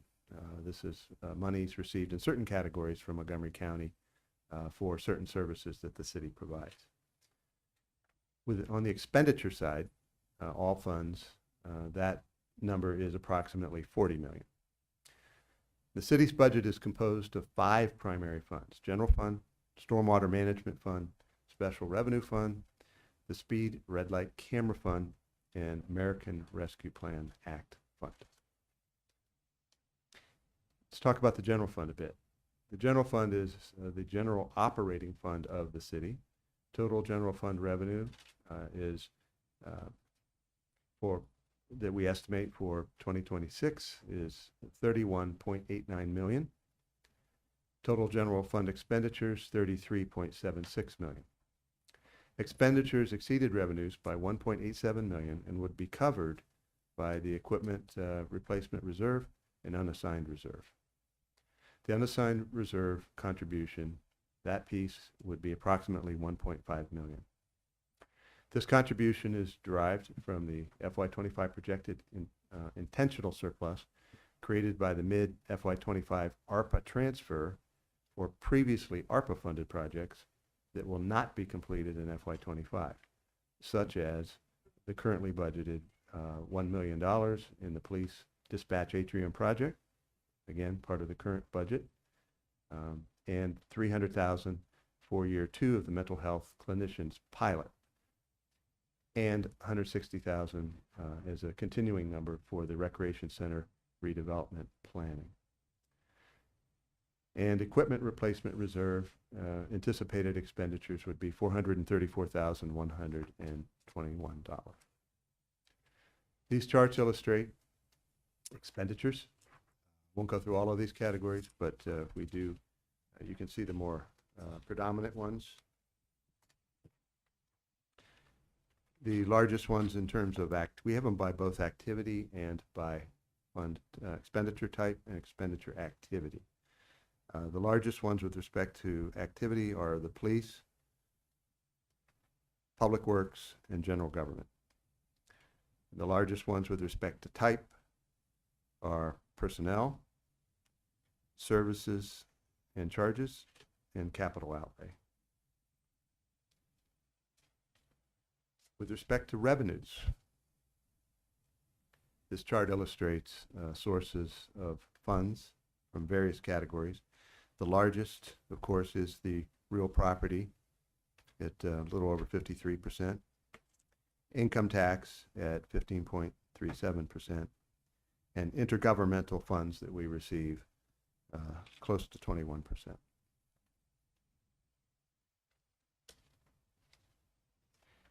We're showing some other funds, other sources besides the general fund. That includes stormwater funds, special revenue, and speed red light camera funds. For the stormwater fund, the purpose is revenue and expenditure activity related to stormwater management. Total revenue proposed for FY26 is $932,000. Total expenditure, $950,000. Project highlights would be stormwater CIP projects or capital improvement projects, contract maintenance, stormwater repairs and improvements, and we are proposing a fee increase after not having one for several years to fund additional projects. With respect to special revenue category, the purpose is revenue and expenditure attributed to grants. Total revenue, approximately $2 million. Total expenditure, $2.3 million. Project highlights: multifamily building improvements, New Avenue Bikeway, and the Met Branch Trail final design. And finally, speed and red light camera fund. The purpose is transactions related to speed and red light camera. I will emphasize that we do receive revenue from for speed cameras and red light violations. The purpose of that technology is to the primary purpose is not to collect revenue, it's to correct dangerous behavior. And to the extent that speed camera, the compliance level is way, way up, that means revenues are way, way down, and revenues are not matching the expenses for next year. So we'll be recommending to the council to discontinue the speed camera program. However, on the red light camera program, which has been implemented relatively recently, that is addressing a different type of driver behavior and safety, and we're very much are hopeful that it will lead to a safer environment for pedestrians and people on bikes and others. But ultimately, we do anticipate, we are proposing that the revenue for the coming year, and according to our calculations, hopefully conservatively, is $2.6 million. And we'd like to suggest expenditures of $2.6 million to do various things. That will include a traffic study, paying for the transit planner, and street rehabilitation, among other things.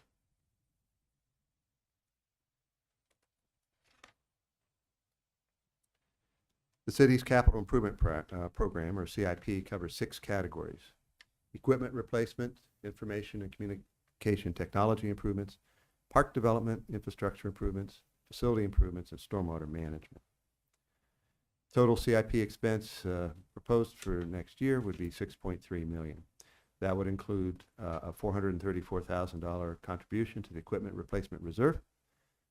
The general fund would be contributing $2.5 million towards CIP. Facilities maintenance reserve would $93,000 would be devoted to that. Speed and red light, $1.4 million. Special revenue, $1.6 million. And stormwater fund, $235,000. And the equipment replacement reserve contribution would be, we're proposing it to be at $1.1 million per the city's financial consultant's recommendation.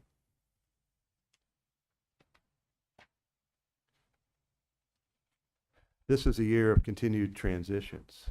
And I mentioned before about the transition from ARPA. One of the tools that we want to introduce for your consideration is applying an execution rate credit. This is accurately, we believe, more accurately accounting for and forecasting a truly balanced budget with the incorporation of this technique.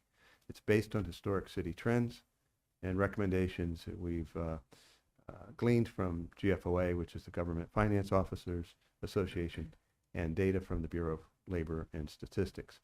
It applies a $1.48 million less than projected expenditures, in this case in primarily personnel, for FY26 to ensure the city, to help ensure that the city does not raise more revenue than needed.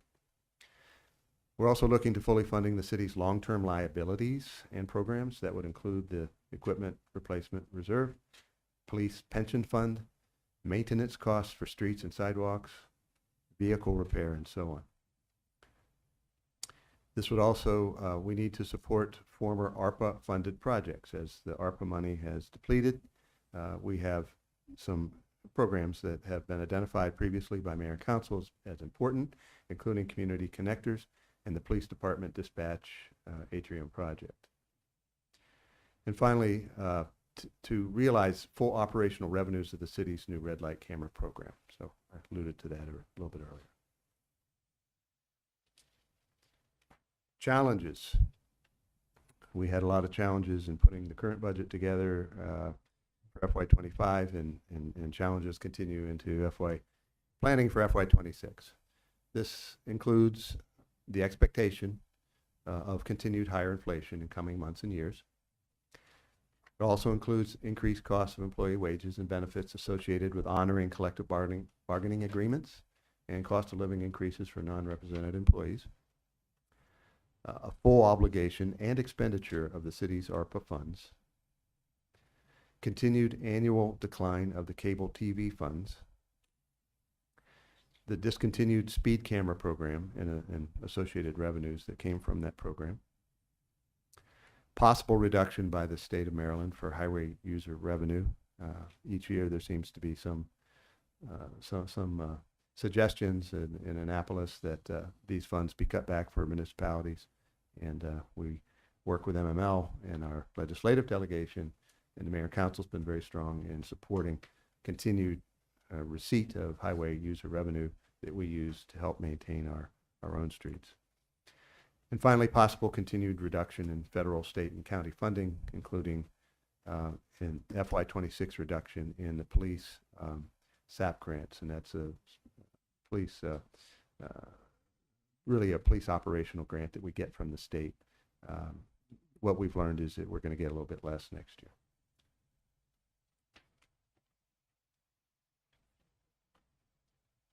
We'll speak a little bit about the FY26 projected unassigned reserve.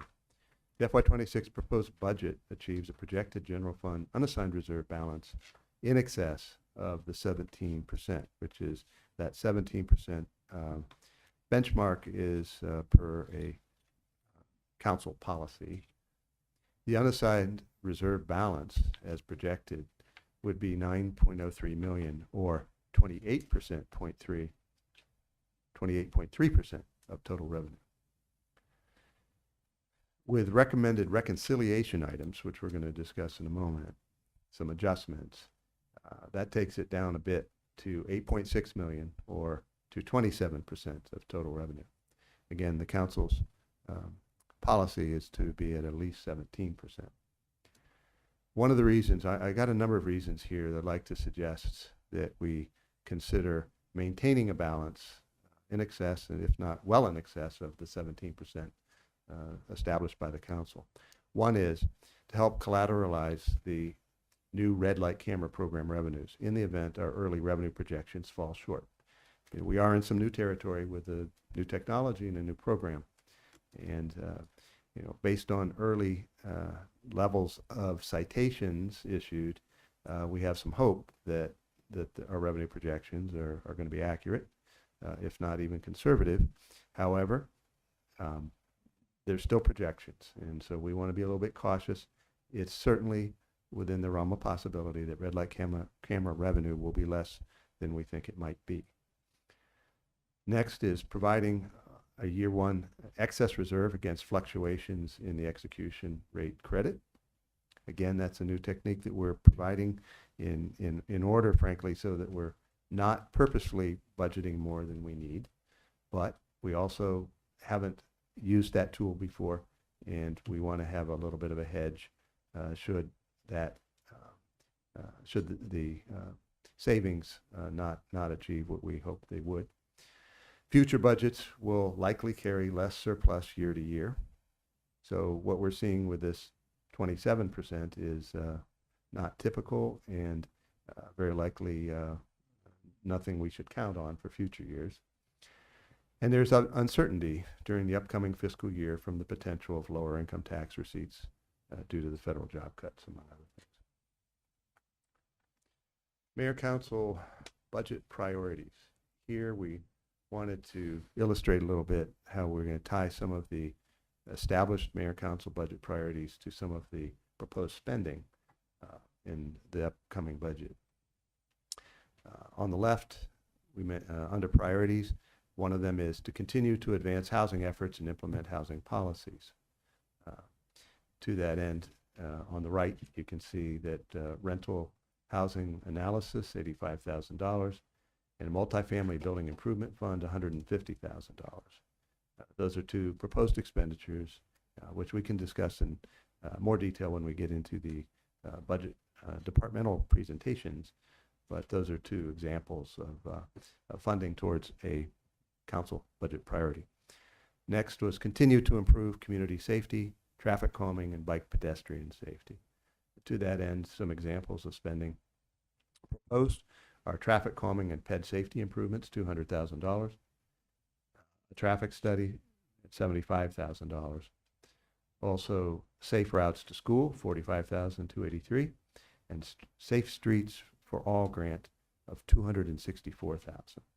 So we do want to continue to make a major investment in pedestrian bike safety in our community with the coming year. And finally, last bullet.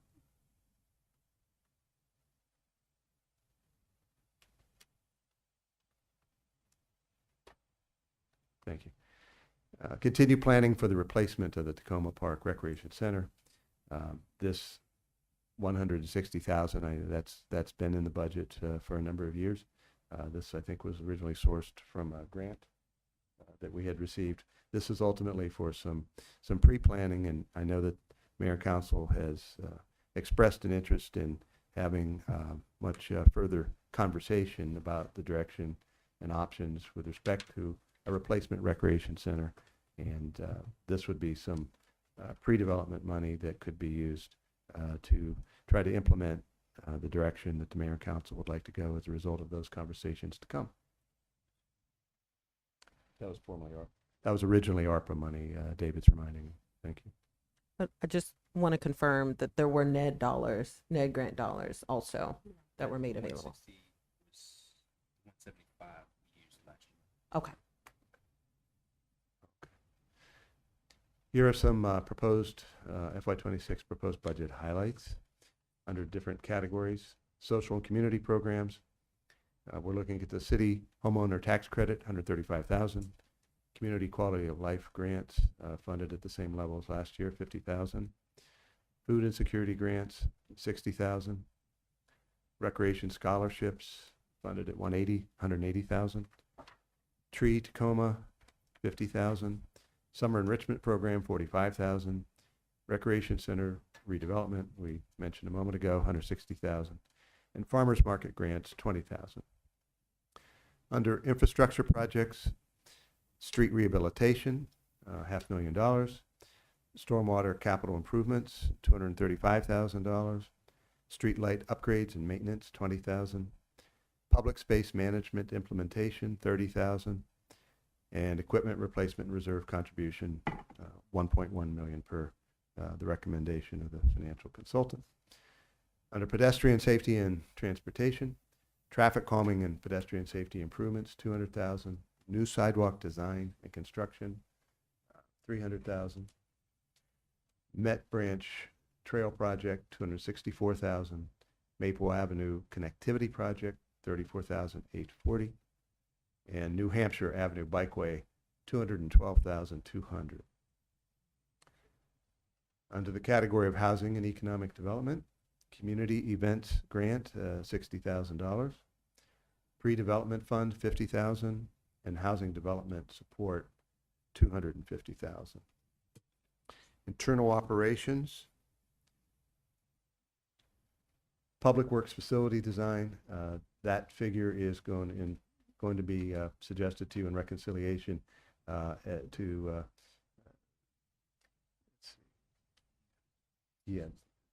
that's increased to 263. The police dispatch atrium project has been mentioned before at 1.4 million.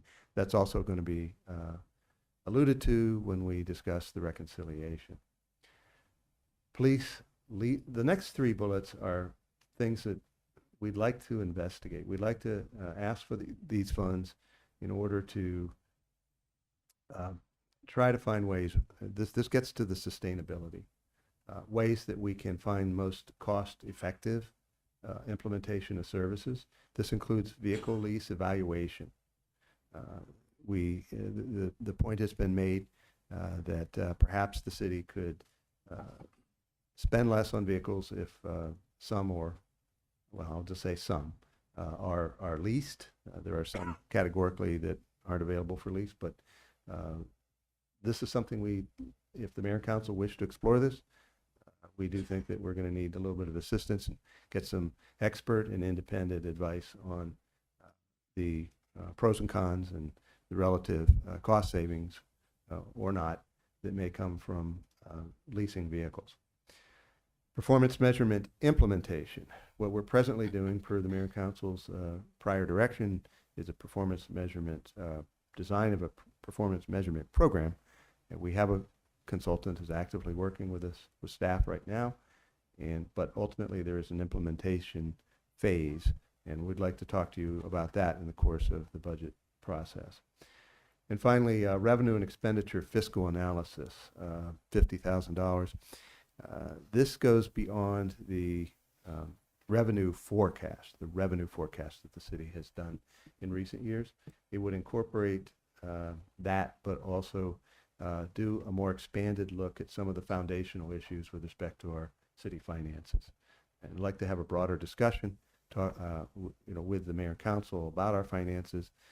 We'd like to get information through the consultant, basically have them do some analysis on our situation, and also bring to the forefront some best practices or innovations that other communities around the country have used that might have been in tackling some of the same issues we have, and bring some of those ideas forward to us.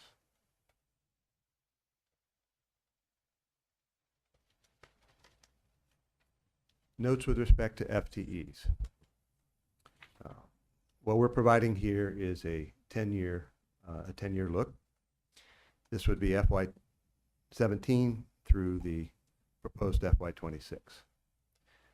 This represents an FTE change of 8.99 in new positions. And one of the things that is sometimes not widely known is that starting in FY23, there was a 4.28 FTE increase due to an accounting change that to begin including existing pooled part-time and seasonal workers in the FTE total that had not been included in years prior. So when we look in the next slide, we'll come to in a moment, we'll indicate what those numbers have been year to year. But you'll see that when we got to FY23, there was a jump of at least 4.28, and that wasn't adding people, that was just beginning to include existing employees who had not been counted before. And what we're showing here is just an excerpt from page 23 from that FY23 budget book that does allude to that 4.28 being counted for the first time. So of these 8.99 new positions, a total of 3.1 were increases in non-general fund positions. ARPA, Speed Red Light Camera Fund, and Stormwater. So for a net general fund 10-year FTE increase, this period of time, FY17 through the proposed FY26, of 5.89 positions. Yeah, could you break that down again, because I don't get this all. Yeah, would it be easier if we show the other slide and then come back to questions? Oh, hold on one second. I just want to make sure that we're not speaking out of turn. So is there a question regarding the prior slide? I'm also cognizant of the time, and I want to make sure that we can get through the presentation, given that it's 10:19. I'm just going to respectfully ask for council members, if you have a question, to try to limit yourself to one question. You can always send additional questions to the city manager after the call, after today's meeting. So, Councilmember Schlegel, did I see your hand? I just thought I was able to clarify. Yep. So it yeah. sounds like there was a question regarding the prior slide and the FTE allocation. Or so does this go into greater detail regarding the estimate? This screen might help answer any question. I'm happy to take any questions, but this does show each of the years what the actual counts were from the adopted budgets as well as the proposed for FY26. And what we indicate at the bottom is that there's 13.27 total position change from FY17 through proposed FY26. But of that 13.27, 4.28 was an accounting change. They weren't additional positions, truly. And 3.10 were not in the general fund. They were outside money that the city received. There was ARPA. That was primarily ARPA monies that came in. So what we have here at the very bottom is a total general fund FTE increase. And one of the reasons why I wanted to point that out is because these are the positions funded most directly by the property tax as a source of revenue. These are the only new positions in those 10 years that are paid for by the general fund. So that's why I wanted to show this slide. It kind of allows us to show the math a little bit. This also includes the fact that, and I think Mayor and Council is in receipt of a memo from me today, and we've included in the presentation that I am, at this point, even though the proposed budget that was put together a few weeks ago and released did indicate an additional FTE for next year, I'm proposing that I can find a vacancy. That's something I'm actively working on and will commit to doing. So I do not propose an additional FTE for next year. And I might remind Mayor and Council that in FY25 we actually had a reduction in FTEs of 1.5. That's illustrated in the yearly count that is shown here. So that's one reason why we have an asterisk, and we indicate that there's one that we're going to, in essence, bring to your first reconciliation meeting. Will indicate a deduct in expense to reflect that I'm adjusting the proposal that came out in that regard.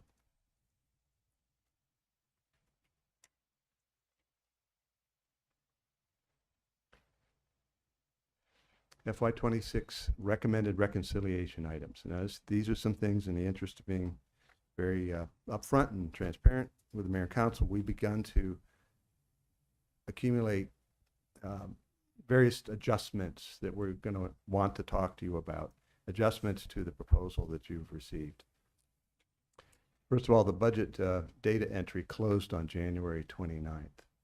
Okay, so we got, in terms of the tables, and the tables were in essence locked in the month of February and into March to today. We continue, it's an evolving situation.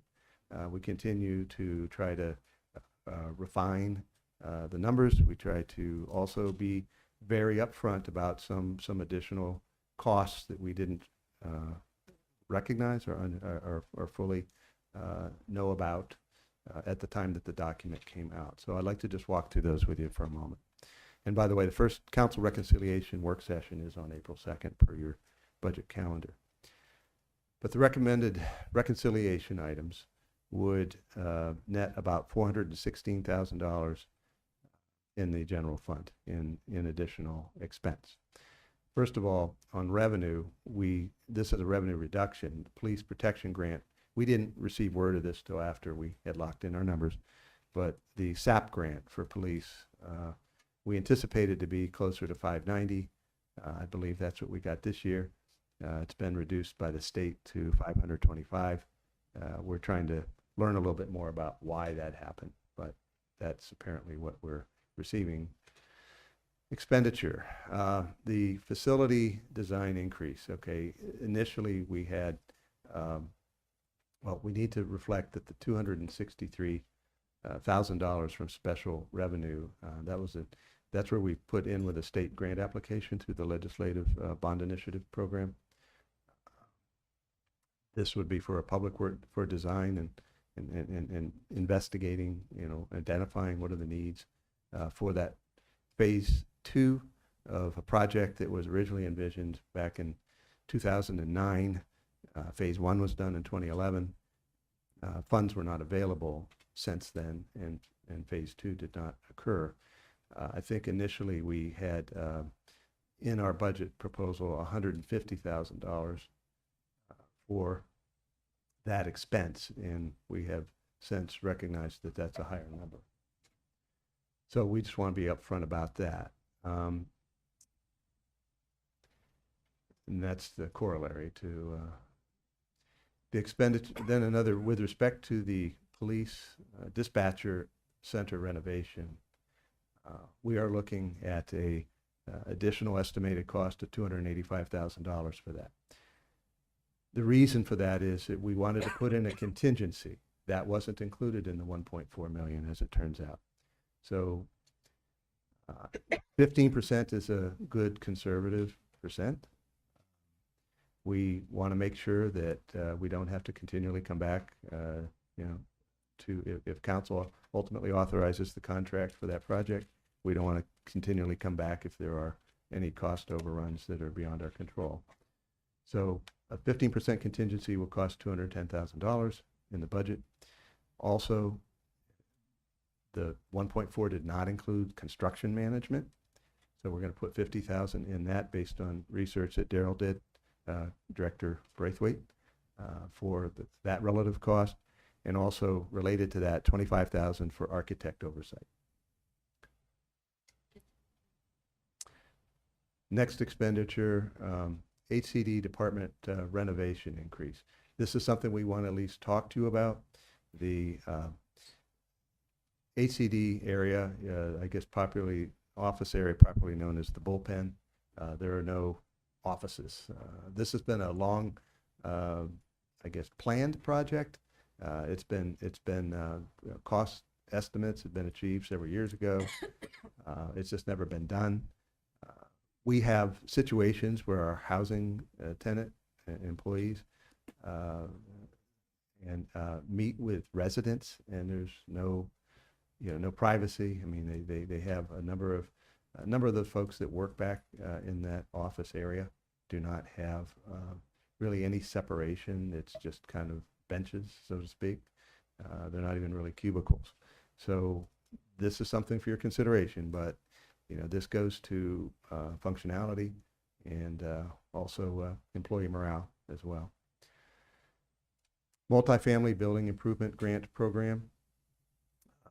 This is an FY26 increase. David, would you want to speak a little bit to this one? Sure. The FY25 projected budget, which is utilized to determine our unassigned reserve balance for FY26, has a reduction in the multifamily building improvement grant because those dollars are not going to be used in FY25. However, those dollars they were intended to be included in FY26. We do intend to continue the program. Unfortunately, they were not included in the FY26 budget in time, and so they reflected here, or will be reflected as a reconciliation item. You will see in the next bullet is a corresponding decrease to compensate the budget for the $350,000 increase, and that reduction is coming from SHA sidewalks. There are two sources, which is why you see two sources listed in both the FY26 increase and the SHA sidewalk decrease. $300,000 is coming from the red light camera fund, and another $50,000 is coming from the general fund. Same is also true for the next two expenditures, the social services community connectors, $450,000, and the emergency rental assistance. The circumstance is exactly the same. They just weren't included in the FY26 budget, but were included as a reduction in the projected budget for FY25. The only difference here is that you don't see a corresponding decrease. Right. Thank you, David. And the last bullet is just reiterating what I had said a moment ago about presently. I do not intend, intend to not fill a current vacancy in order to avoid any FY26 FTE increases. And estimated total savings there would be about $130,000. Also want to mention, it's not on the slide, but I will mention that when we do the reconciliation, I know it's very much focused on FY26, but you all have received and the budget document always contains a 5-year CIP. Those are unfunded projects, more of a plan for the future.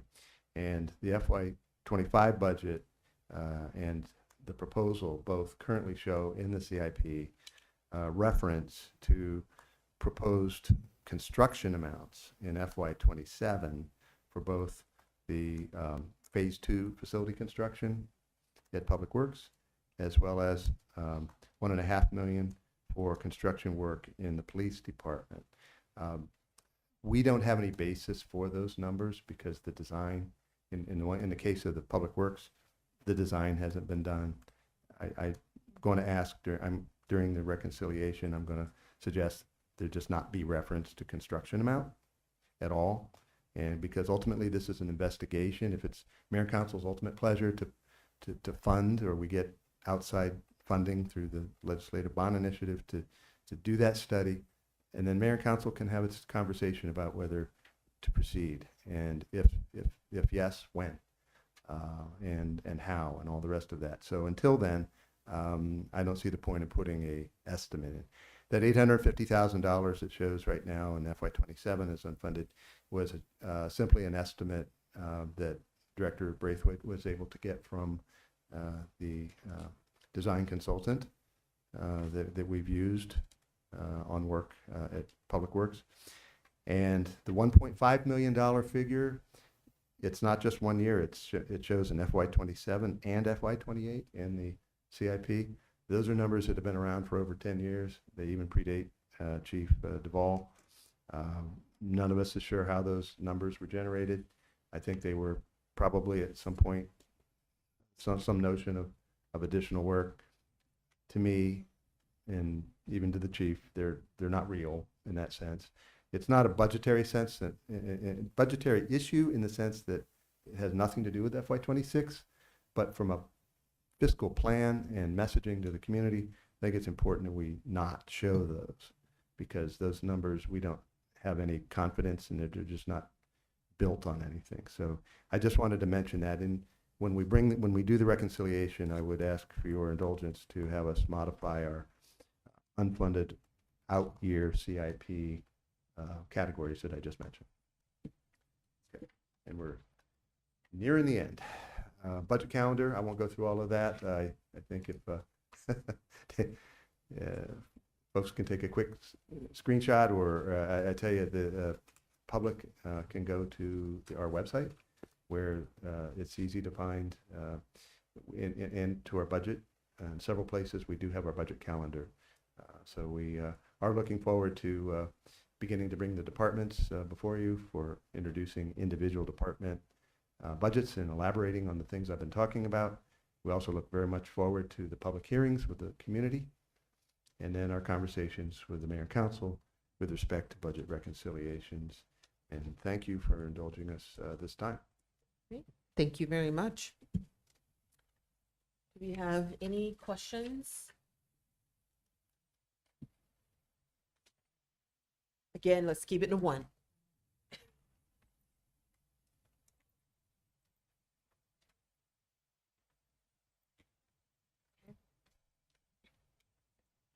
All right.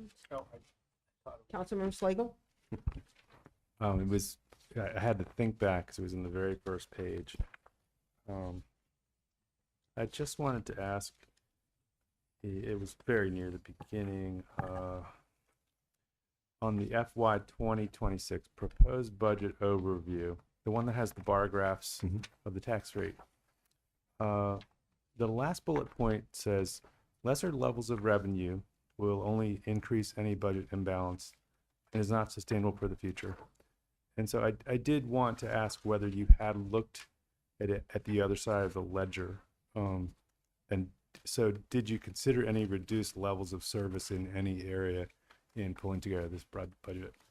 Well, we certainly tried and did identify some efficiencies, but ultimately, we're not proposing a lower level of service to the community. I think ultimately that's a policy discussion for the mayor and council. We're not proposing elimination of grants and various departments and divisions of the city, all of which support direct assistance of various kinds to residents. So in that respect, no, we're not recommending at this point any change in core city services to residents. That would be a conversation I think that mayor and council certainly would be appropriate for you to have if you wish. Thank you. Okay, Councilmember Hanzak? Just one quick question on slide 17 about but you may not need to look at it, about the ARPA position that's listed there as one of the FTEs that increased. So is that still designated in the budget as an ARPA position, given that the ARPA funding will be phasing out, or how does that work? On 17, let me see here. Or you just Yes. speak to the ARPA position, if you would, please, for over in fiscal year 26. Right. And we do have Andrew on as well, I believe. I can have him join me in this response if you're there, Andrew. Yeah. Good evening, folks. So slide 17, question about ARPA positions and FTEs. We are still projecting it's 2.5 positions in FY25, and it'll be 2.5 positions projected in FY26. So there'll be no changes in FTEs for ARPA positions. I see. So that comes to an end then at the end of FY26. Is that right? It would technically be midway through FY25, because we can utilize and we have obligated ARPA dollars through the end of calendar year 2026. So it would be all of FY26 plus the first half of FY25. I think you mean all of 25 and the first half of 26? Andrew, you mean FY27? 27? FY27, yes, thank you. Oh, okay. Okay, thank you. Okay. Councilmember Lemon? I'm afraid I don't understand what you just said. I understand what you said about the positions continuing, but I don't understand why that would be the case, given that they were funded. Weren't they funded for ARPA program implementation, et cetera? Or is this just another way of saying we're using ARPA money to fund staff positions into the future because of the way we set the money up? That's what I'm trying to understand.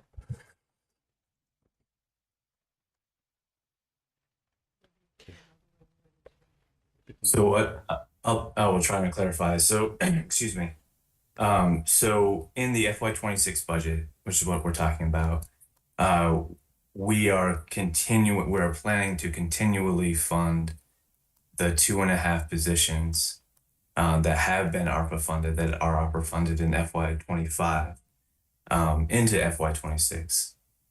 What is decided for FY27, that will still be part of the budget, but in terms of what we have reported to the U.S. Treasury as we will be spending, and it's in the kind of the revised ARPA 5-year plan, is that we will continue to fund those 2.5 positions with ARPA funds, but we can only technically fund them up to the date when we have to spend all ARPA funds, which is December 31st, 2026, which brings us halfway through FY27.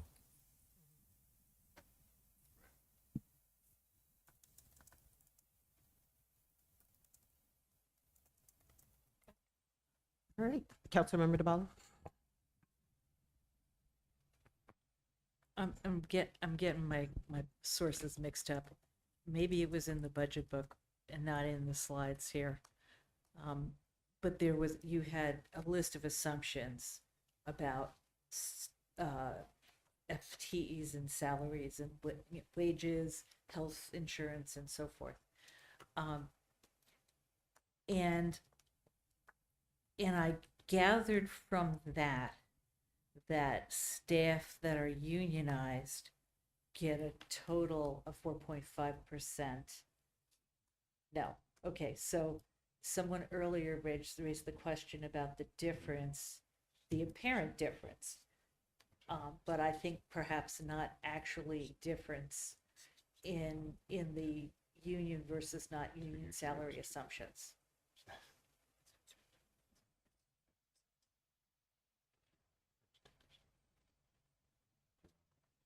I thought this was a quick question, I'm sorry.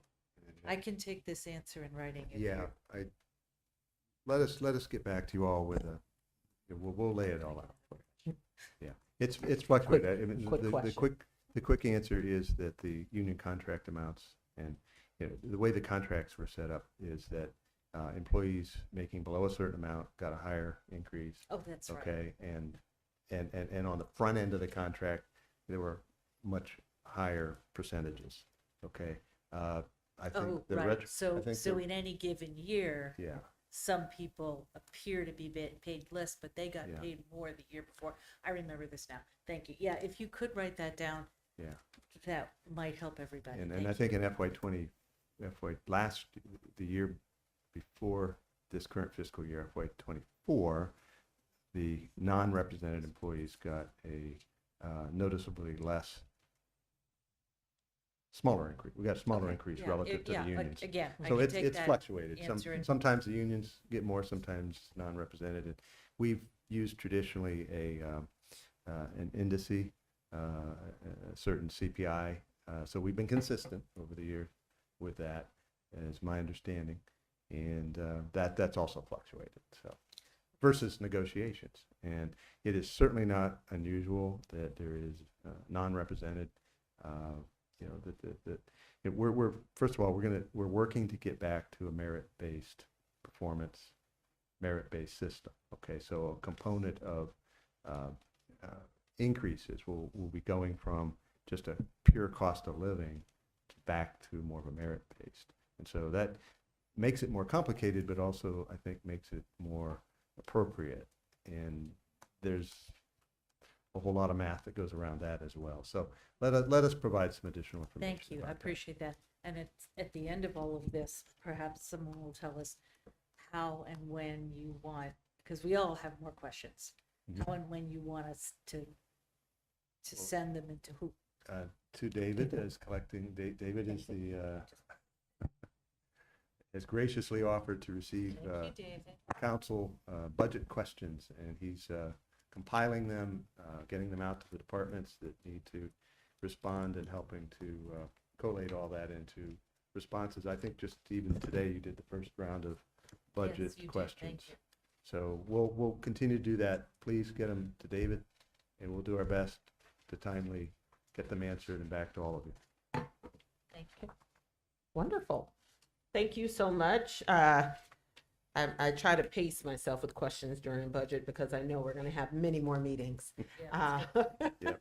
But I thank you for this first outline of kind of where we're heading and establishing the vision for the budget. So let's move on to our voting session for this evening. The first item is the first reading ordinance approving the FY '25 budget amendment number 3. Just want to check with city staff to see whether or not there were any modifications that warrant discussion.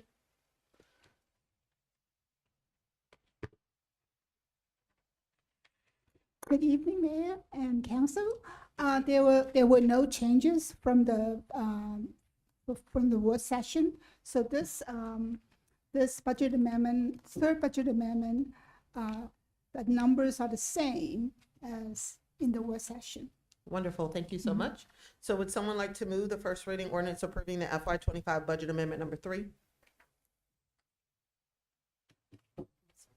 Thank you, Councilmember Dabala for moving. Do I get a second? Second. Thank you, Councilmember Hanzak for seconding. Given that this is an ordinance and we have a council member that is virtual, just want to confirm there are no questions and we can just go ahead and call the vote. Excellent. Would the clerk please call the roll? Councilmember Landman, Aye. Councilmember Dvala, Yes. Councilmember Schlegel, Aye. Councilmember Hanzak, Aye. Councilmember Gilbert, Aye. Councilmember Wesselek, Aye. and Mayor Searcy. Aye. Okay, thank you so much, Director Chung, for Thank sticking you it so out the whole much. night Have for a something great that was pretty evening. quick. Have a good night. Okay, so next item is the first reading ordinance amending Tacoma Park Code 13.20.040, A9, parking standing prohibited areas. First, I just want to make sure, because I know that Councilmember Dabala is proposing an amendment, and everyone should have the language for that. So what we're going to do, just to make sure everybody kind of understands what's happening, we're going to move the ordinance. So we'll move it. Then we'll open it for discussion, and Councilmember Dabala can propose her amendment. So would someone like to move the first reading ordinance amending the Tacoma Park Code? So moved. Thank you very much. Do I have a second? Second. Thank you, Councilmember Slagle for moving, Councilmember Gilbert for seconding. Now, points of discussion, Councilmember Dabala.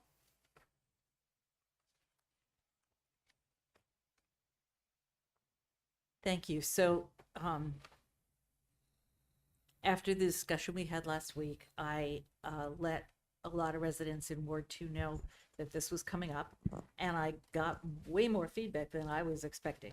So, as Councilmember Schlegel and I were discussing on the way home last week, there are more properties to which this applies at least on the east side of the city than I had realized.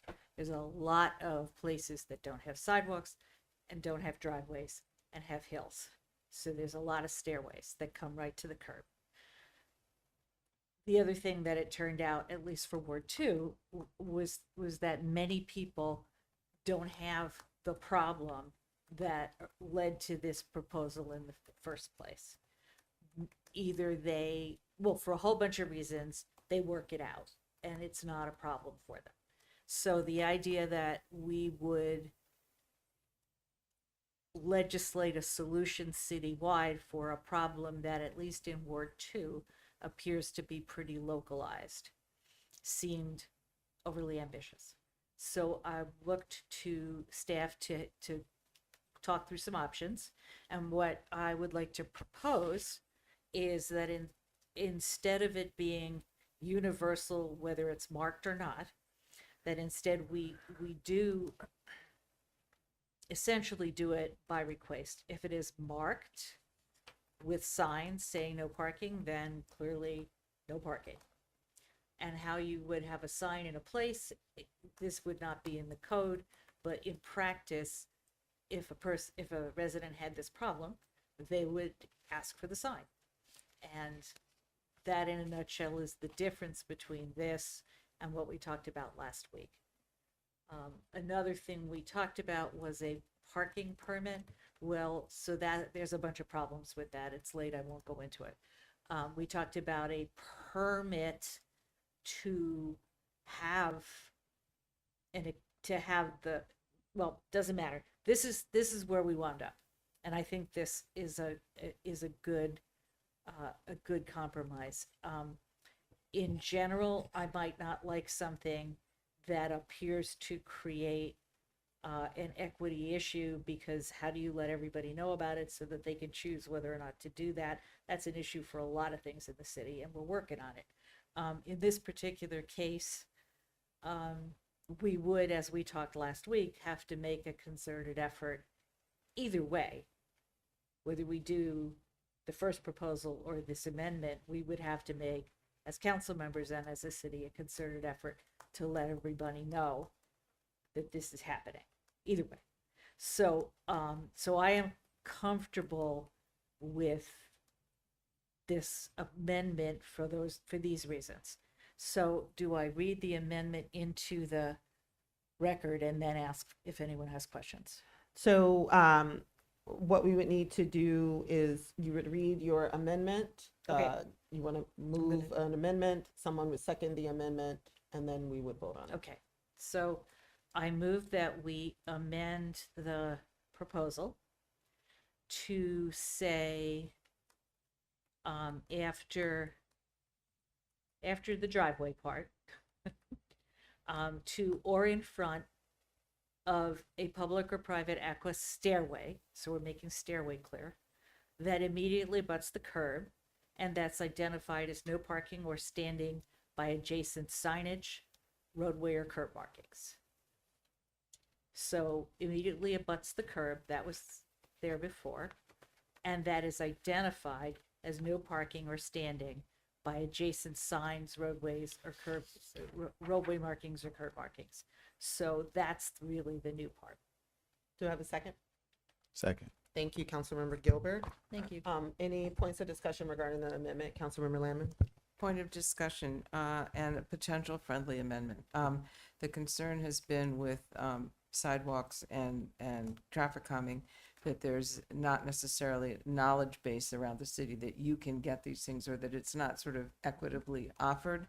So I think that I would, given that this is essentially creating the opportunity for people to, to get an obstructed area protected with a no parking signage, I think we should spell out with a simple phrase in the same, if we're going to include this language, that we should spell out something along the lines of residents with such obstructions may request signage or markings to establish the prohibition. That way it would be clear in the language of the ordinance that this is an option available to a resident, and that, I mean, I don't know whether we need language to then say they're entitled to it, but the idea would be that you may request it if you have this obstruction, and then everybody will have the same basis of knowing that they can move forward with it. I have a question about that, whether that can be done in the whereas, as opposed to the code. That was going to be my suggestion, because keeping in mind that this is part of a larger section of code that would include other aspects of how such things as signage, things, requests and things of that nature are determined. So I would agree with Councilmember Dabala that for the purpose of this resolution, we put it as a whereas clause and not necessarily modify the code in that way. However, I do want to just check with our city management. I don't have my computer in front of me where I could do a quick word search of the code to see whether or not aspects of that are already incorporated into other sections. We haven't done a comprehensive search, council, but I do believe that such language would be unique in the city code. May I ask what language is used to, that right now the Department of Public Works puts those markings on the pavement around driveways that people want to prevent of being obstructed? Is that done simply if you know to ask, or is there some language in an ordinance or in a regulation that specifies how one goes about doing that in that instance? Because this is essentially parallel. And I already don't know whether people in the city know that they can request that. It again is something that seems like an equity issue to not have it be spelled out somehow that this is available if you request it and if you know, but at least it should be analogous to that. I agree, and I don't know offhand, but I don't believe that the code speaks to it specifically. But that would require us to do some additional due diligence to know for sure.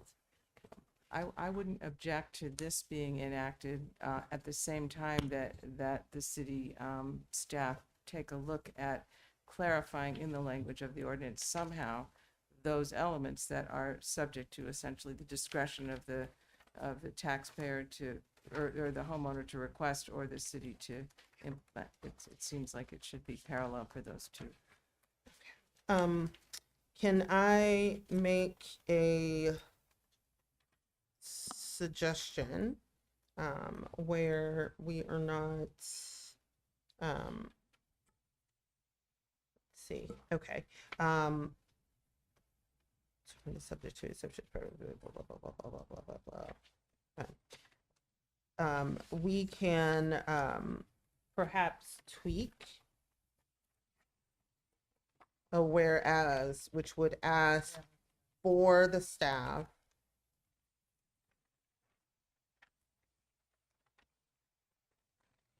don't like writing at the dais, but city council has determined, whereas the city council has parking block, safety and welfare, happiness of the residents.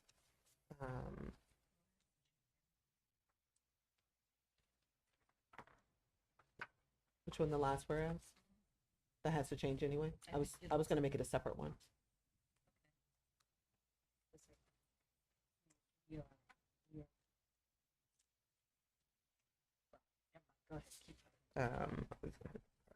Access. Determined that subject to certain prohibited vehicles. Was there another question for staff? I do have another question.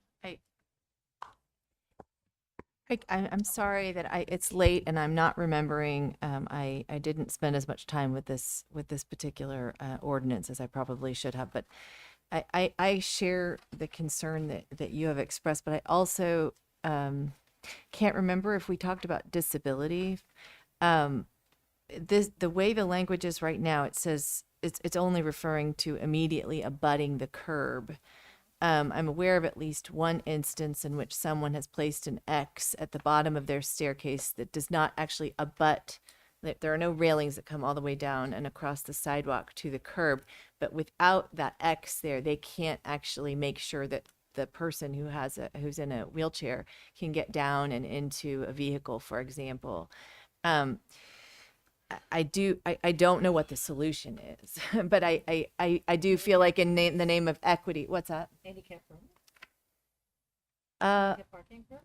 Maybe. Is that in our code? Handicap parking permits. What about handicap? Does that exist right now in our city code? I don't know the answer to that. Yeah, I don't either. It's not something I researched, but I it's just coming to mind now. I have it at home, and if you remind me tomorrow, I can send you. You apply to the state, not the city, but you can get them. And so then through the state, we the city would be required to create a space for them to park Essentially. in front of their home or their walkway. But is this a person who needs a parking space or a person who needs access to a vehicle? They may not, may in I fact don't, not to even be have a honest, vehicle. no, they do have a vehicle, but it reminds me of this situation because it's at the bottom of a steep staircase and someone's placed an X on the pavement there. And like you said, if you didn't know to ask for something like this, I'm just thinking about how this is actually going to be played out. And it's a very good point that I have a lot of issues with people not realizing that they can ask to have the driveway markings placed. And the thing is that actually it's quite expensive for the city to place them at every single place where someone might want them. And so I don't know. Do we know how many of these such staircases exist in the city? We do not. We don't have any idea. No. And Councilmember Lambin, to answer your question, there doesn't seem to be anything in the code that discusses a request process for markings of driveways. I think that is a little bit different only in the sense that it is illegal everywhere. It's already prohibited. Right. Yeah. Right. It's fair point. Yeah, that's true.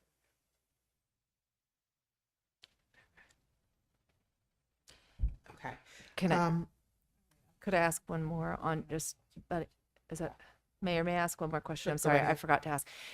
Also, it's not clear in the language here, so I'm asking the staff here, is there anything that would indicate to you right now in the existing code what your procedure would be if you have a multifamily home where one resident in the building wants such a line designated and another, or no parking area designated and another doesn't? Would you defer to the owner, to the manager?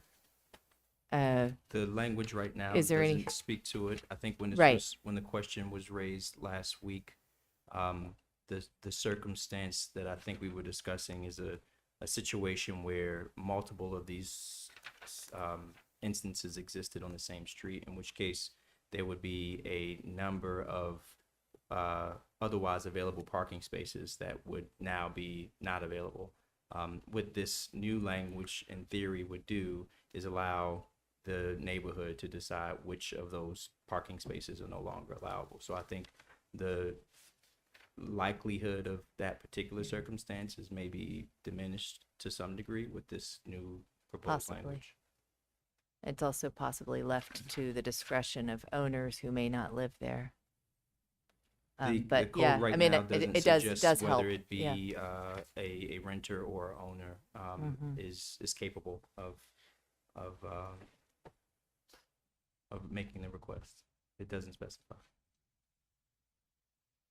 Does that give you any concern about how that would roll out in I practice? think the likelihood of such a circumstance is probably relatively small. Okay. I mean, the circumstance that we're discussing is historically not come up, Yes. but Okay. but recently, and we've heard so far from just a few residents who suggested they would benefit from this concern. So Okay. I don't know that Gotcha.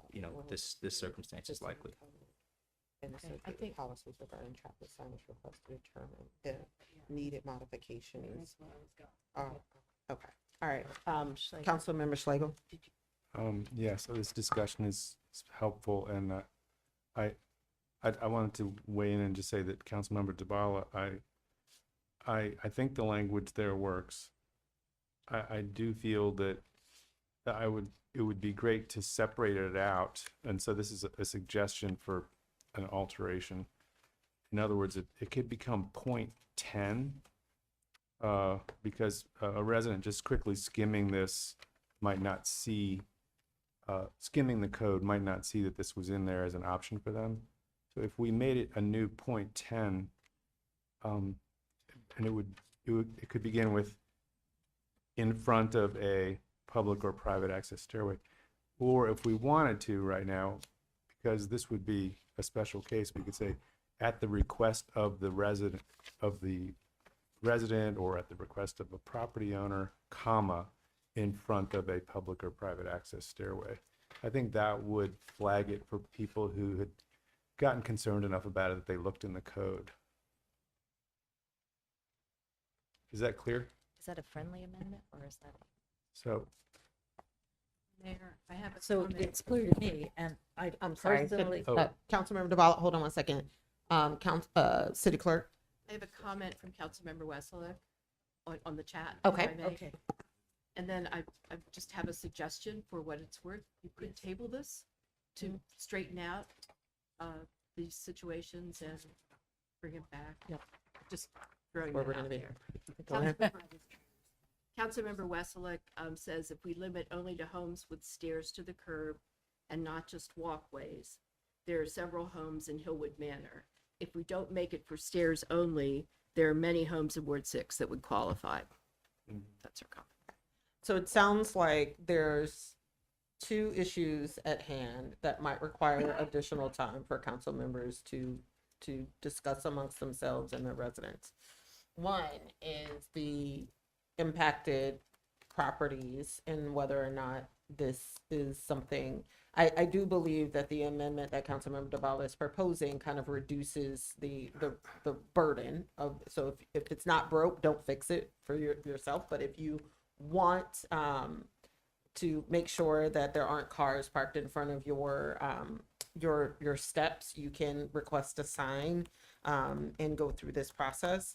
And then the other piece is just making sure that we have some language within the resolution itself that would direct staff to make sure that there are mechanisms in place to ensure that residents understand how to request the signage necessary to implement this modification to the code. So given that it is after 11 o'clock, there's a couple things at hand. Councilmember DeBala, are you okay with us calling a vote to table this item for discussion during the next council meeting? I'm fine with tabling the motion. I would like people to call me and talk to me about their concerns so we can work them out. Because I don't know how else to do that. I don't want to be sitting here next week. Yeah, again, over a few details. And did you want to read your? I okay, do one thing at a want time. to read. So, just so that everybody understands what we're about to do, I am going to read a draft, and everyone knows that I can't stand writing at the dais. But it looks a lot like the one I was starting to write. Good. So I was proposing, and this is something for folks to chat amongst yourselves about, is a whereas, and the final whereas would be, whereas the city staff will review the city code and associated policies regarding traffic signage requests to determine if modifications are needed to ensure that residents understand how to request signage associated with this code change. So it would basically request that staff do their due diligence to look at the code, look at other policies and practices that already exist regarding signage requests, to determine whether there are any modifications that are needed to make sure that people understand how to request the signage necessary to implement this code change. Okay, so what we're gonna do right now, because it's late. First, do I have I want to move that we table this discussion to Second. A future council meeting. Thank you so much, Councilmember Hanzak, for seconding. All those in favor of tabling this discussion until next week, please say aye. Aye. Do you have any opposed? Any abstain? Okay, we're gonna table this item until next week. I do want to encourage people to please follow up with Councilmember DeBala regarding Madam any Mayor, concerns. could you email out that language that you just read to us? Yes, I'll need to do it tonight because my handwriting is off. Will you let me take a picture? I'm gonna suggest also that you email it to me, and because I have another way of expressing it that might capture And- capture it, and- and maybe be less work for staff. Yeah. And then I can send the whole thing out tomorrow. And I'm speaking out of turn, but you mentioned signage, and if you could throw in markings, and there were 3 terms: signage, markings, and curb paint. Yeah, Yeah. Thank that you. could be tweaked. It already says that. No, not in the last whereas. Oh, yeah, Yeah, so what I just read. yeah, Which okay. we'll just rely on people to read my chicken scratch. So that's that item. We're gonna move into the work sessions. If that's all right. I think we could do these really, really quickly. The eligible uses of community development block grant funds. Let's take that one. Tevin, you're still here. Oh, I thought he was gone. Oh, Hello, Madam Mayor, members of council. All right, really quick on this one. So back in 2016, there was a resolution that was passed by the council at that time, limiting the use of our annual allocation of community development block grant dollars, which is from, we receive them through Montgomery County through an annual allocation, but they originate from the U.S. Department of Housing and Urban Development. The resolution limited the use of those dollars to capital improvement projects only. With the capital improvement projects, that means that the projects have to be done in specific areas based on kind of HUD's guidelines. And so in your packet, there is a map showing those eligible areas. They are basically the entirety of Ward 5, a good chunk of Ward 4, and then a small sliver of Ward 6. Outside of those areas, we can't do projects using these funds. So what staff is proposing kind of as we move forward is repealing that and allowing us to explore the option of using these funds for services that are eligible to be funded through the CDBG program. And these can include food distribution, assistance to low-income households, and other such programs. great. Thank you so much, Mr. McNally. This is something that I am super excited to see us do. In large part because as I've learned more and more about the full breadth of things that we can use CDBG funds for, and in light of what may happen in the future and our need to be able to expend these resources more quickly, I think this is an appropriate next step for us as a community in order to make sure that we're able to leverage these dollars in a more expedited way. Councilmember Hunter? Yes, so do I understand correctly, however, that even if we remove the infrastructure specificity, that the funds would still need to be spent geographically in those same zones or with impacts in those zones? Is that an accurate statement based on the guidance of CDBG? So CDBG has two ways of eligibility, broadly speaking. One is in areas of what they define as need through low income, so through those tracks. The other is directly to low income households. So the difference would be is for a social service, we would be qualifying the household based on their income. And that person, may I clarify? And so that household doesn't have to be living within the zone. Correct. If it's done that way. Correct. But every single household that is a recipient of, let's say, I don't know, whatever the program, if it's a program, would have to be measured and verified as falling under a Correct. particular income threshold. Yes. And how much of the is it done by AMI or AMI, yeah. And So what is the AMI? Typically, it's 80% AMI is considered 80%. low income. So that's most of our city. Is that a huge chunk of our city? That is Just out of curiosity, it's pretty high actually, right? Because of yes. So for example, for a family of 4, and I can get these numbers in 2024, it's above like $70,000. It's not a small number. We're a pretty expensive area to live. So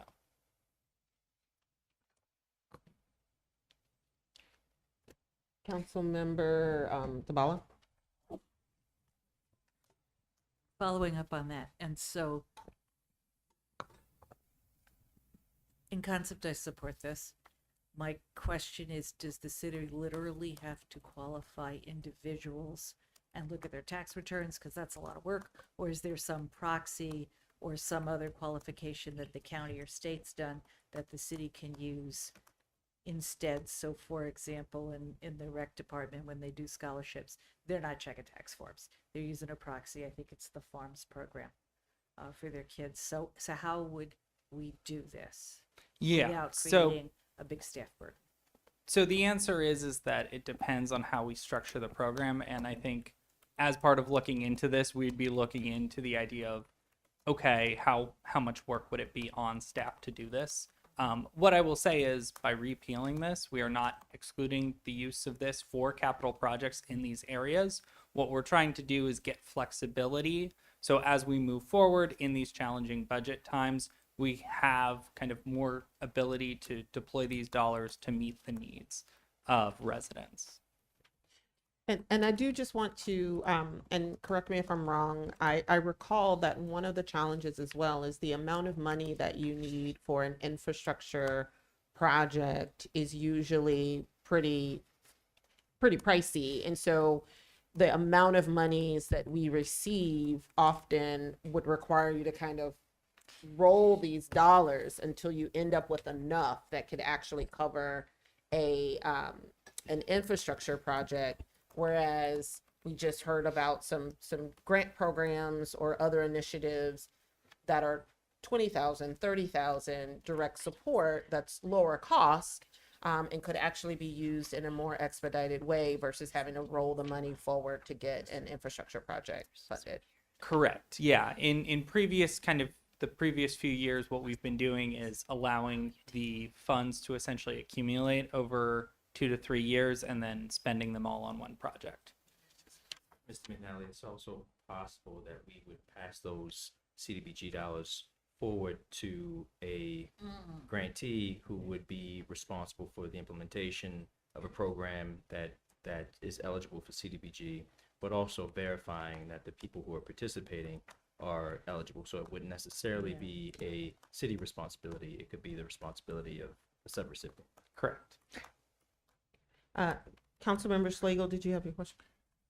Yes, I guess my big question is what has prompted this, because it doesn't seem like we're out of infrastructure to-dos in the area that is shaded blue on the map. So, I mean, my first thought is this a thought of potentially trying to gain some CDBG monies that could be accumulated for a rec center project, because that's not in that exclusive area, but you might be able to argue that it was serving the needs of the target population primarily. And how would you show, I'm just trying to understand what prompted this, because I didn't hear any prior conversation about it. I will say I initiated it out of large concern that there is a real possibility that at a federal level, CDBG funds may dry up, and it doesn't help as a justification for requesting CDBG funds if you are not using them.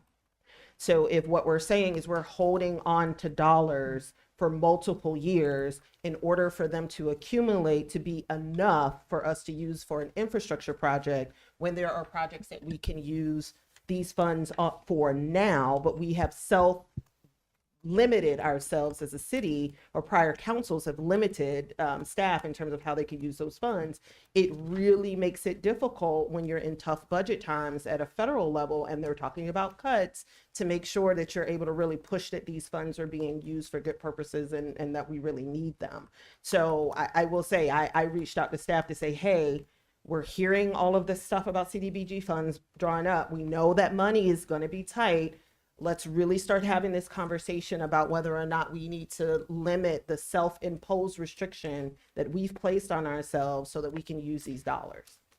I had asked that question, and first off, so if I'm understanding correctly, the impetus here is to find ways where we could spend $91,000 right away every year, not knowing what the future will hold, rather than continuing to do the accrual that Deputy Manager Eubanks mentioned. But anyway, I still... Well, it's the flexibility to do either, right? But right now, you don't have that flexibility. So right now, the way that prior councils has limited staff in terms of the resolution that was passed, we limited them to spending those monies on infrastructure projects. So the question is, for this council is, do we want to remove that restriction that would allow them to still meet the spirit of what CDBG funds were made for, but allows us to have a little bit more flexibility in terms of spending those monies, other types of projects in a more expedited way? Another reason why we're bringing it up now is it's not just the city. Us changing our policies doesn't immediately change the use of the funds. We have to work with the county to alter their plan with HUD as part of changing the use of these funds. So it's a much longer process. So us starting now allows us to have these conversations, to have a plan that we will then need to communicate to the county, that will then need to be approved by HUD. Two other things that I will add. I mean, it's not just recently have we had the capacity to really make use of these dollars for infrastructure. As you all probably know, federal regulations can be very onerous, and it had been until we got a full-time grant coordinator, very difficult for staff to work through the federal regulations in order to get a project like an infrastructure project through all of the hurdles. So that has been historically a challenge. Had we had this earlier, I think we would have had other means to utilize those dollars sooner. I think the other thing that staff had been thinking about too is that we've been able to do a lot of really good work utilizing ARPA funds, and with ARPA funds sunsetting, and the ability for us to continue to do that work in an impactful way, diminishing, identifying another source of funds that enable us to do more with the same capacity that we already have is also helpful.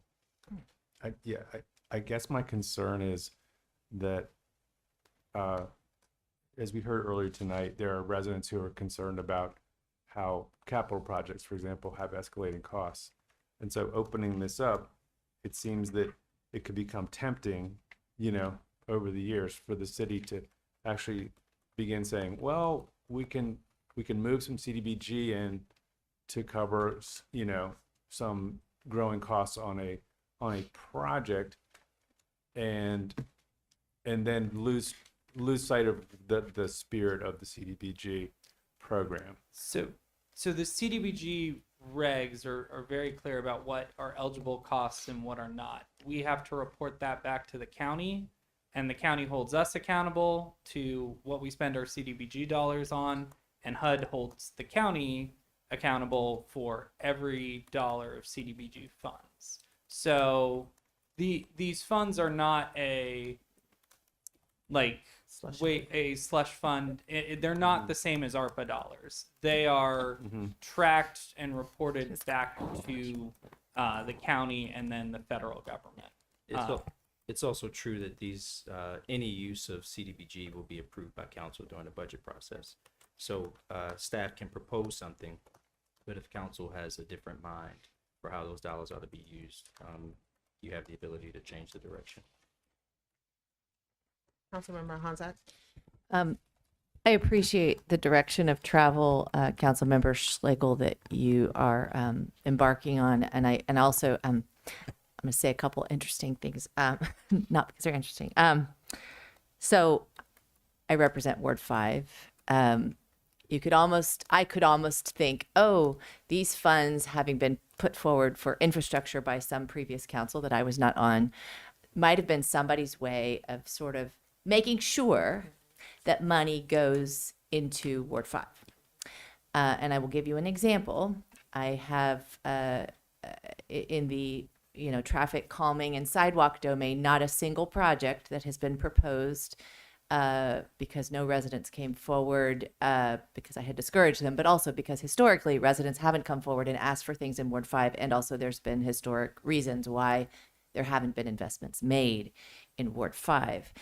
And so that list that we're about to look at for the budget is not going to have anything, not one street, not one traffic calming, and we have a disproportionately low number of infrastructure projects. So I feel very uncomfortable with the idea of taking away an earmark that might help sort of rally the forces to find a project that makes sense in Ward 5.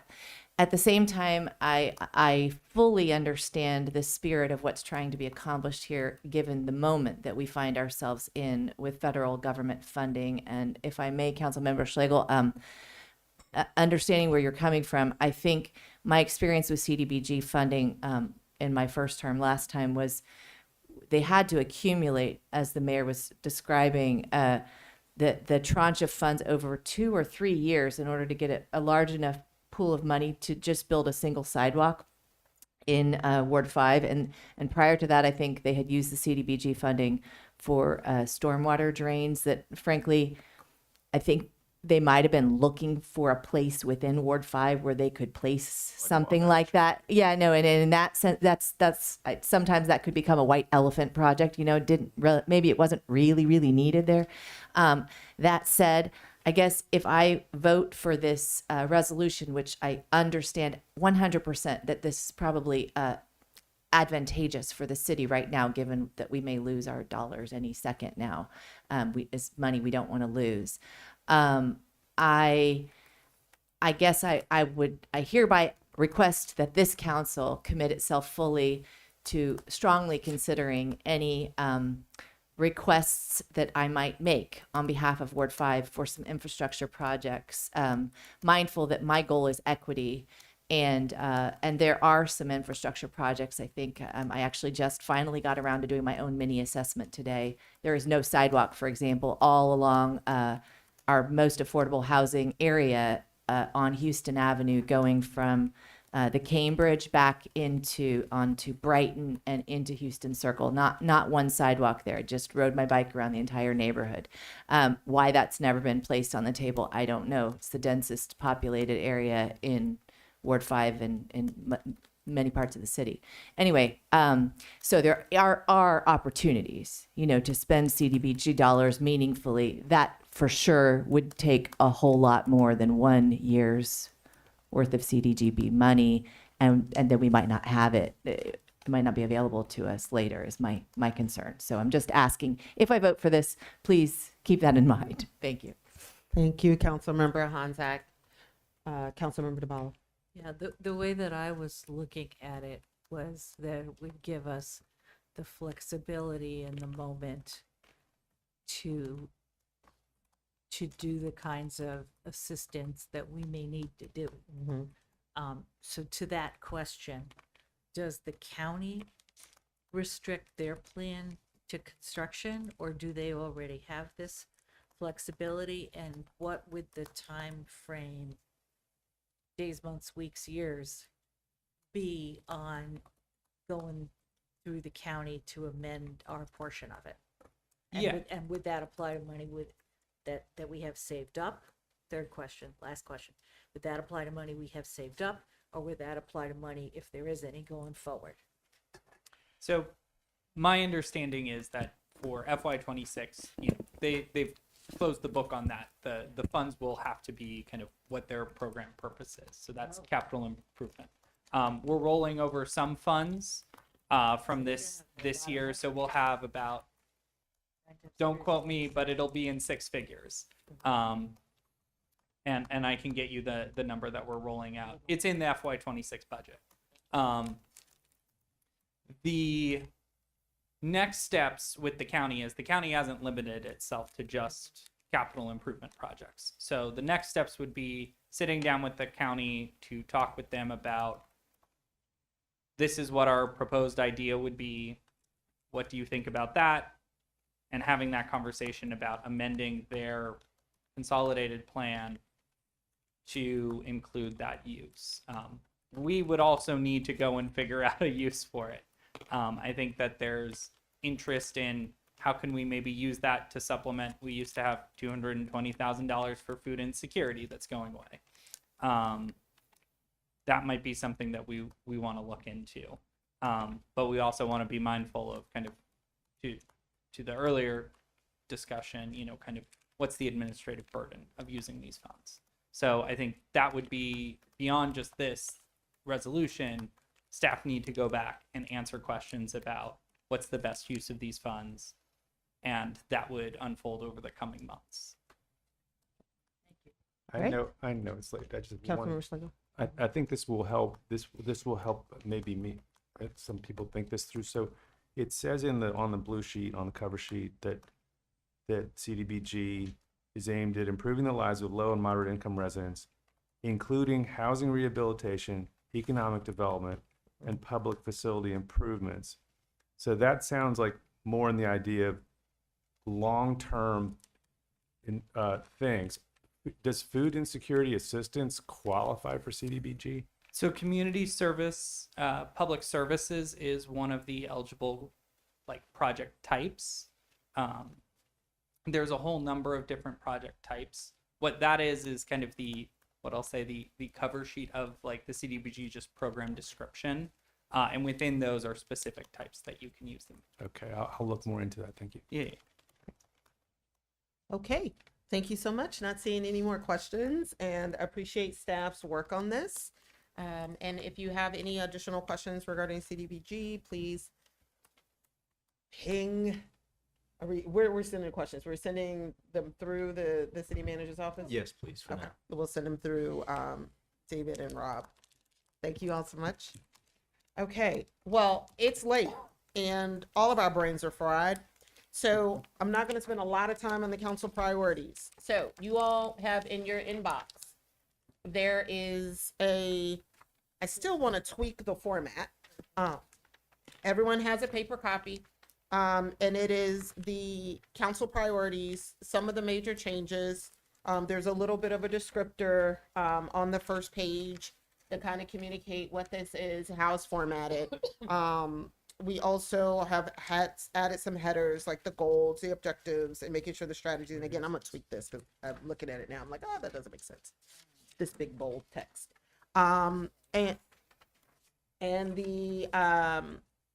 the other component, just as a reminder again, the cover page was based on feedback that council members were concerned that it wasn't very clear kind of what it is we're doing in terms of the format of the overall document. So the goal is to just communicate that we identified goals, that we identified priorities, strategies in each. And so for each, you have the goal, the objective, the strategies, and the outcomes. Again, we'll tweak this. For the most part, in terms of comments that were received, many of them were accepted. There were a couple places where there were slightly different comments on the same thing. So like, for example, questions around housing code and rent stabilization and how we describe that was a place where there was a couple of council members had slightly different takes, and I kind of picked one to help us kind of move along. But for the most part, people didn't have massive edits. Many of them were just a couple of little places here and there in terms of wordsmithing. What I do want to draw everyone's attention to is the draft resolution, which is still drafty. Ask for everyone to provide 5 kind of top 5, and we be candid, the top 5 I got was all over the place, right? So I tried to take Top line goals, objectives, or strategies. well, people did a combo. So I've already drafted one. Oh, thank you. Yep. So in the resolution, what I did was said, okay, what are some of the places that over the course of our many meetings of talking about priorities, where it seemed like everyone was really passionate about and really trying to dig in. So I kept some of these to it may have been to the strategy level. So maintain our commitment to being a welcoming and inclusive community where all residents experience a sense of safety and belonging. In light of the fact that there was lots of discussion around sanctuary cities and making sure that we're including LGBTQ+. I thought that would be something that we would want to elevate. There was a lot of discussion around establishing the city's long-term fiscal sustainability strategy. And so there was just abbreviated, but there was just a lot of discussion around that. There was a lot of discussion around housing and all of the strategies that were under the objective to ensure a range of safe, high quality, affordable, and stable housing options. And then there was also discussions around communications with residents and committees. So I wanted to call that out. And then the 5th one, it seemed as if there was lots of discussion around the climate change mitigation. So I wanted to call that out because I felt like that was an area where people were really collating. So those are the 5 based on some aspects of the 5 priorities that people set, but there was a lot of spectrum. And I wanted to just kind of bring it in based on the places where I knew people were editing a lot, people were talking a lot, and people had a lot of thoughts.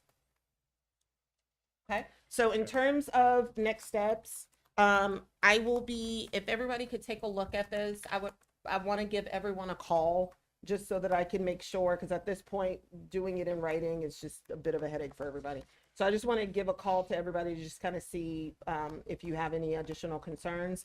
I'll keep working on the formatting so the margins aren't so narrow.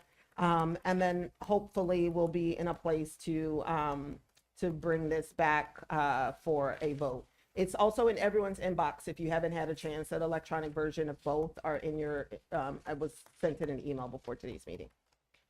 And so if there are no more questions, and I know it is 11:33. Mayor Susie. Yes. Councilmember Slagle. One thing was that I did a thing that was probably unique, which was when I was looking at outcomes, I was thinking SMART goals, like measurable, and I was trying to suggest, you know, any kind of numbers that we could know we'd achieved a certain target by 2 years hence, you know, and I don't see those in there, and so I understand that's very, but you know, we have to admit they're kind of wishy-washy right now. Like, how do you know whether you've improved, you know? I saw that, and one of the reasons why I didn't go down that path was because I knew that the staff were already working on performance measurement efforts with the consultant, and it just felt like for us as a council to try to put in SMART goals now before we've been briefed on kind of what the consultants are recommending in terms of how we may want to consider targets, was the reason why I didn't include them. But I wanted to make sure that in the resolution, that we had some flexibility to come back and say, we can revise these. Sure. So if, as we are engaging with staff around what ultimately will happen with the performance measurement, and we're like, okay, we're in a place now where we know what can be measured. Now let's look at our priorities to see if we want to establish some actual targets. We could do that. Thank you. Yeah, that's great. And if you see the resolution in terms of the whereas where that needs to be specified more, just we could talk it through. Okay. All right. Are y'all contacts as dry as mine? All right. Excellent. Seeing no more questions, I would move to adjourn. Thank you all so much. Everybody have a good night.